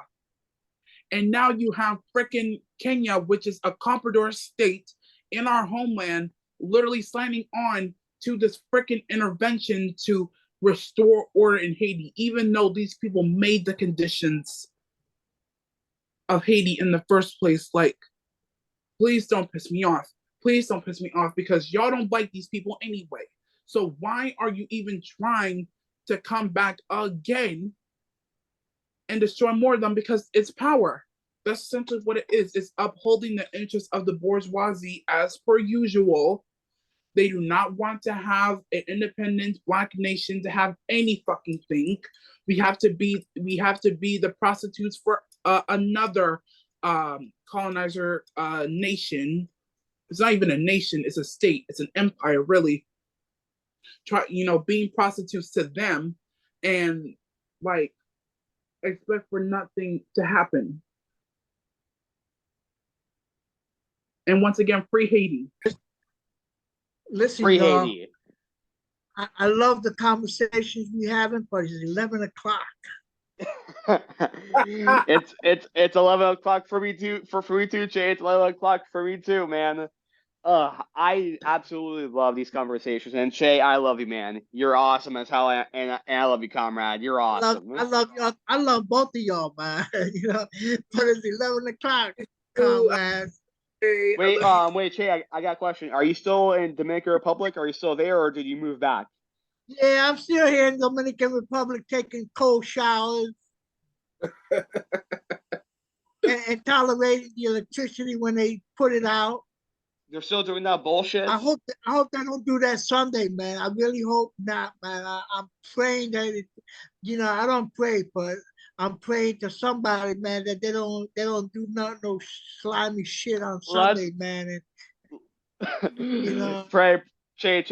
You know who you should pray to? Oh my God. Pray to Che Guevara's spirit that he haunts them, so that way they don't do that. Oh my God. Pray that he haunts them, so that way they don't do that bullshit. No, we need Duddy Bookman's spirit because he was a big part of the Haitian Revolution. Like that island needs to have a whole revelation. Exactly, there really does, and there needs to be a whole revelation. Sorry, they need a whole damn revelation because this has gone on long enough. Okay, like the DR needs to go because like it's a racist state. I don't like it. I do not like it. It's a Comprador state. I hate the government there. Like the government is literally a genocidal Comprador faction that's backed by the US, obviously. So like it needs to go. It needs to go already. What government is this? The DR. Oh, the DR. Oh yeah. Yeah, it needs to go already. And like that whole island needs to be free because it's Dino Land too. So like whole island needs to be liberated. Okay? It needs to be liberated. It sure does, man. It needs a lot of liberation. Like for real. It really does. Decolonization everywhere, both in the Anglosphere and the land sphere. Both from Spain, both from Portugal, France, England, US, wherever there's exploitation, oppression, there needs to be decolonization everywhere, including Europe itself. The Dominican is so messed up that a black man in the Dominican Republic, a Dominican black man, will look at his skin and he said, "I'm not black, I'm Indian." Right. That's sad. Right. And it's a whole process to unlearn all that stuff because the DR is a very, very special case study in this because there are books on this too. It's going to take a lot of willpower to even convince those people that they do have African and Taino roots, that they're not this other people, that they're not their colonizers, that they did not come from a colonizer place, like to recognize who they are again and realize that, you know, there is literally just bitterness. It's literally just fabricated bitterness. It's that colonialism, man. It's internalized racism. Yeah, colonialism is so deep here, man. That it's crazy. Yeah. And that's what we need to confront once again. I mean, look at the American dollar. The American dollar is recognized and acknowledged by any country in the world, any country. But yet, the money from other countries are not acknowledged nowhere. Right. I could take a 100 pesos for the Dominican Republic, and it means nothing outside of the Dominican Republic. Nothing. And yet the dollar, the American dollar could come in here and have, wait a minute, who's calling me? Someone from the book club is calling. Oh. I don't know who that Yeah. is. Hello?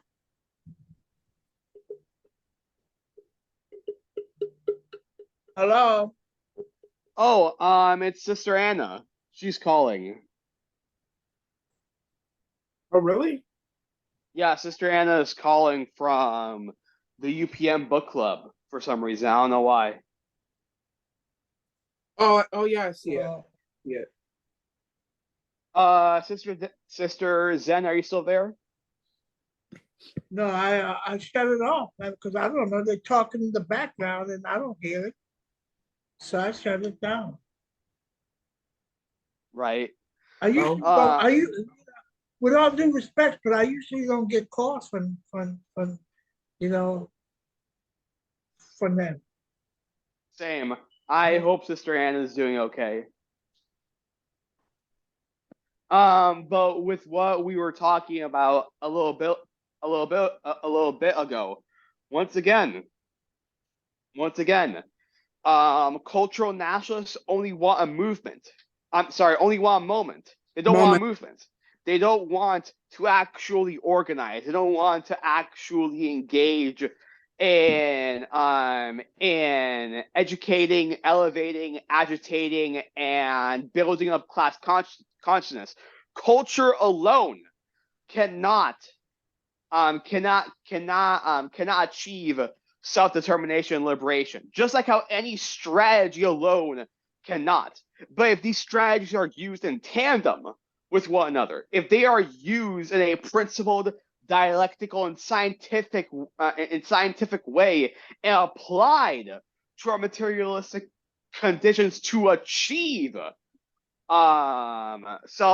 self-liberation, and if we acknowledge that it is a protracted struggle, that is a protracted people's war, then culture can be used to radicalize and psychologically decolonize people, make them unlearn that reactionary bourgeois thought they were forced to shove down their throats, to make them stop hating themselves, to make colonized people stop hating themselves, and to relearn through applying a scientific and class analysis on why things are the way they are. Why are their communities impoverished?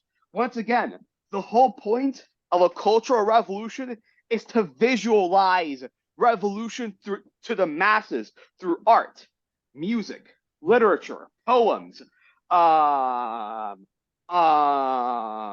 pottery, whatever else. That's the whole point of culture. It is a tool. It is a universal strategy to raise the consciousness of the masses, to elevate and radicalize them. It by itself cannot liberate us. Culture can only become revolutionary when said culture is being used to encourage that oppressed people start defending themselves, that they start becoming self-sufficient, that they start adapting and seeing things from a class analysis, from a scientific analysis. That's when Right. culture becomes revolutionary. That's the whole point. Exactly. Exactly. Like, we cannot keep thinking that our culture is political education when it's not. We cannot keep deluding ourselves into thinking that we can just use our culture alone to free us. No. We really need to become scientific, to really become dialectical, to really become um, revolutionary and principled revolutionaries, and not just, you know, just look at things at face value, think that our culture is, you know, our culture alone is liberation. No, we need to break free from that.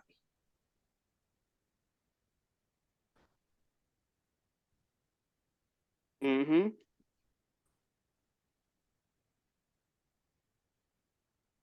Exactly. Exactly.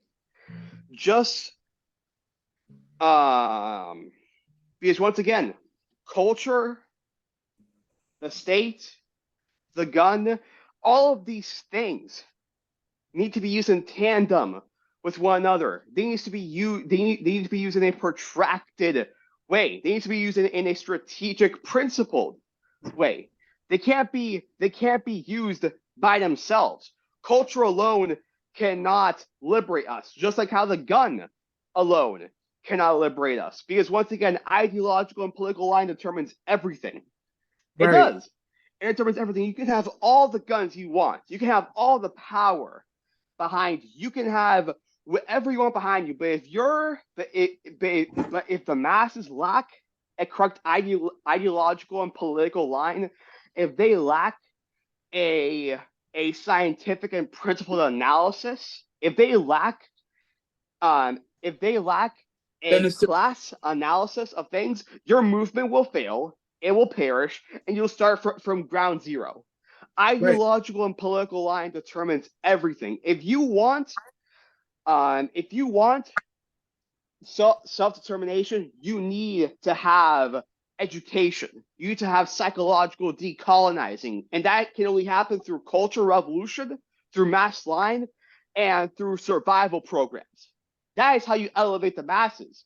Once again, if you want to meet the political needs of your people, you first must meet the material and psychological needs of your people. Show them that you give a fuck about them, because otherwise, they're not going to know that you're for them.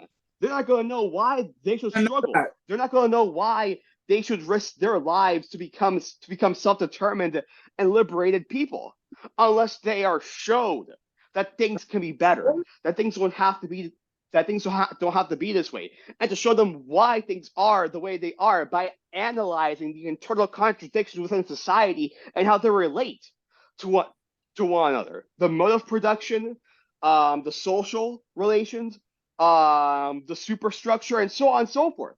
That's what we gotta do. Right. That's what we got to do. And once again, from the sections that we have read from today, it's just another cautionary tale of, don't let culture get to your head, because it'll be unprincipled and unscientific and counter revolutionary, and you will put your people at risk and yourself if you don't pull back from the aesthetic and really pull into reality. You know, Exactly. um, certain things that they did right and certain things that they did wrong, and letting those cultural nationalists in was the first stepping stone of what was to come when Console Pro really went off the ground. So, but uh, Sashi, yeah, I was gonna say, you know what cultural nationalism is a lot like. what? It's similar to folklorism in the sense that, just like cultural nationalism, folklorism only focuses on one type of strategy without building upon it. That's what Right. cultural nationalists do. They only focus on one aspect of protracted people's war. They only focus on one aspect of it and ignore the rest of it. They do not want to. They do not want to acknowledge that it is a protracted war. This will take time. This will take years before before true revolution can really start to pick up. It's a protracted war. It will not happen.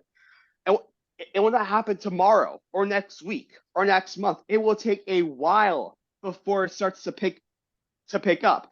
And these cultural nationalists only want to acknowledge one aspect of a strategic point without realizing the other strategies that go into it. Right. Right. Exactly. We cannot have that. I'm certainly not going to allow that. Like once again, you have all these collectives that don't know what the hell they're doing. Baby, I'm building a whole liberation school, and I'm telling you that is not going to be tolerated anymore. Right on. Beautiful. Anymore, because look at where it ended us up at this year. No more cultural nationalism. That's going to be one of the ground rules. No cultural nationalism of any kind. Only we do scientific principle. We plant those seeds. We're not doing cultural nationalism here. I don't give a fuck about any artwork or trying to make nice with my oppressor. I don't give a damn. Because look at where it ended us up at. There will be no cultural nationalism.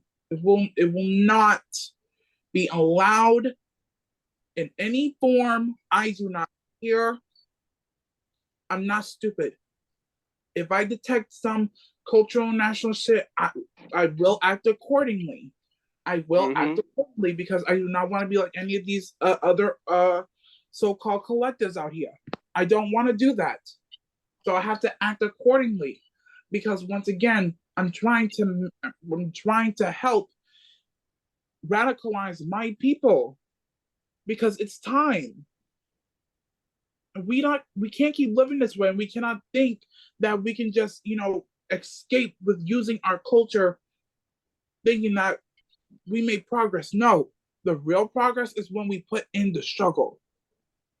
That is where the real work is. That is where the real progress is. Once we stay to our principles, once we stay to our scientific analysis of our reality, of our history, of our destiny, then we will make headway.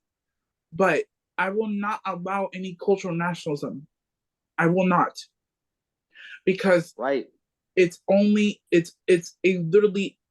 a dead end. Cultural nationalism is a dead end. And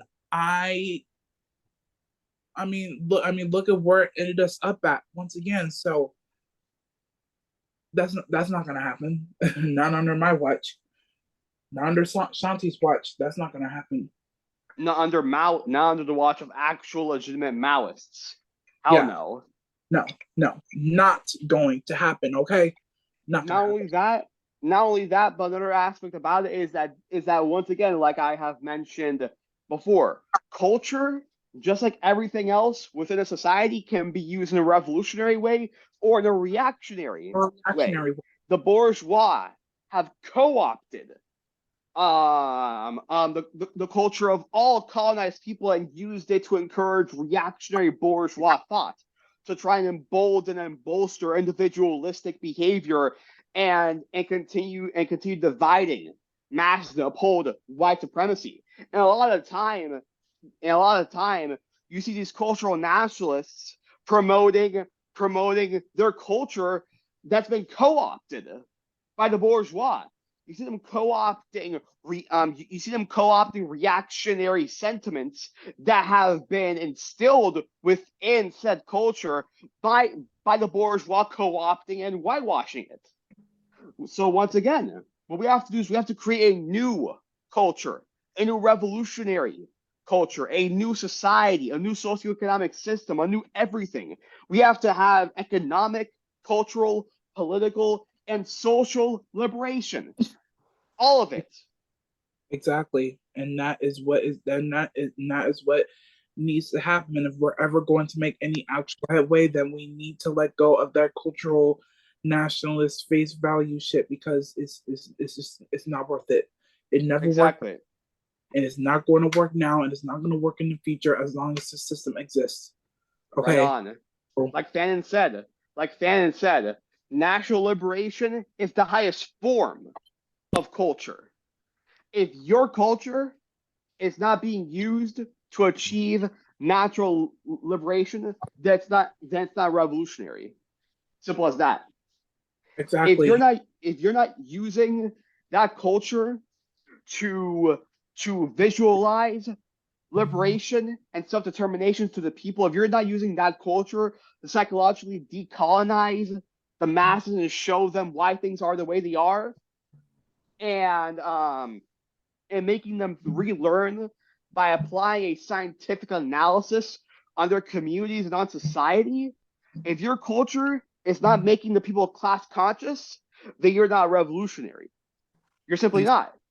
Exactly. And once again, this is what the sections we have read today entails. Do not fall under that cultural nationalist trap, because you will fall under the brunt of the aesthetic, because revolution is non-aesthetic, our history is non-aesthetic, our destiny is non-aesthetic and important for colonized people, for oppressed people, for subjugated people, for exploited people to recognize that, so we can be able to keep that principle foundation in place and keep the struggle going in a protracted manner. Because once again, this is a process, and we need to ensure that we don't fall under the brunt of the aesthetic and the talk, and not do the actual work to make a new world. We need to stop just talking and start walking. That's what Yep. we gotta do. You know, Yep. we have to stop getting caught up in the moment and start living in the movement. That's what we gotta do. We gotta stop. We gotta stop getting caught up in temporary in temporary short-lived events that will not cause liberation, that will not lead us anywhere closer to self-determination, and act as if that's the only thing we can do. No, we can't just do that. We have to become organized. We have to become revolutionary. We have to stop being a moment people and start being a protracted people. Right. That's what we gotta do. Right. We have to stop seeing things in the moment and start seeing things in as a protracted struggle. Start seeing things as a revolutionary struggle that will take a while. It will take a while. And once again, in the words of the late great Kwame Ture, to close this book club off for the night: organization of the masses of the people. Right on. Right on. The only thing that can liberate the people is the people of themselves. Yep. This was an awesome book club. I love everyone here. Y'all are awesome and have a revolutionary day. All power to the people. All power to the people. Shanti, do you have the capability of closing the recording? Let me see. Oh my god. if you don't, then Zen is the one that has Yeah. to close it, and I think she fell asleep. Yeah. Yikes. Sister Zen, you there? Oh my god, no. Ah! Wait a minute. Let me see. Wait, let me see. Okay, no, you can't close it because you're not host. Only the, if I remember correctly, only the host can stop the recording. Okay. So, Sister Zen, are you there? Oh my god. Okay. Okay. I'll text them. I'll text them. Okay. Having some technical difficulties. Oh my god. Wait. The Zoom is over.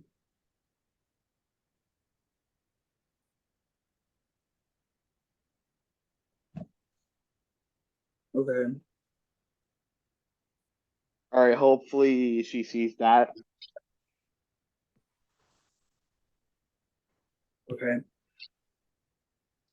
Uh, Well, I can use this time to say that I have added more books to the book list for my Liberation School Street Oppressed Youth Insurrectionists for Self-Determination. I'm currently at my 600th book, so yay for that. Now I am just in the process of um creating a program similar to the Black Panthers and the Young Boys, of course, but in the spirit, in the vanguard spirit of the babies, of the infants, of the children, of the young people, as we are the true vanguard leaders of the revolution. And it is very important that we have our own revolutionary program and platform to have our own destiny in the form of a program. So it's gonna be in the works, but um, I'll keep y'all updated. I'll keep the people updated about this. But once again, I mean, Zen's not unavailable, so I'm just here talking. should we leave? I guess we can just leave. Well, on that note, I hope Sister Zen wakes up and sees the recording. But on that note, all power to the people. I love y'all and have a good day. Bye. All power to the people. Love you, Sister Zen. You're awesome.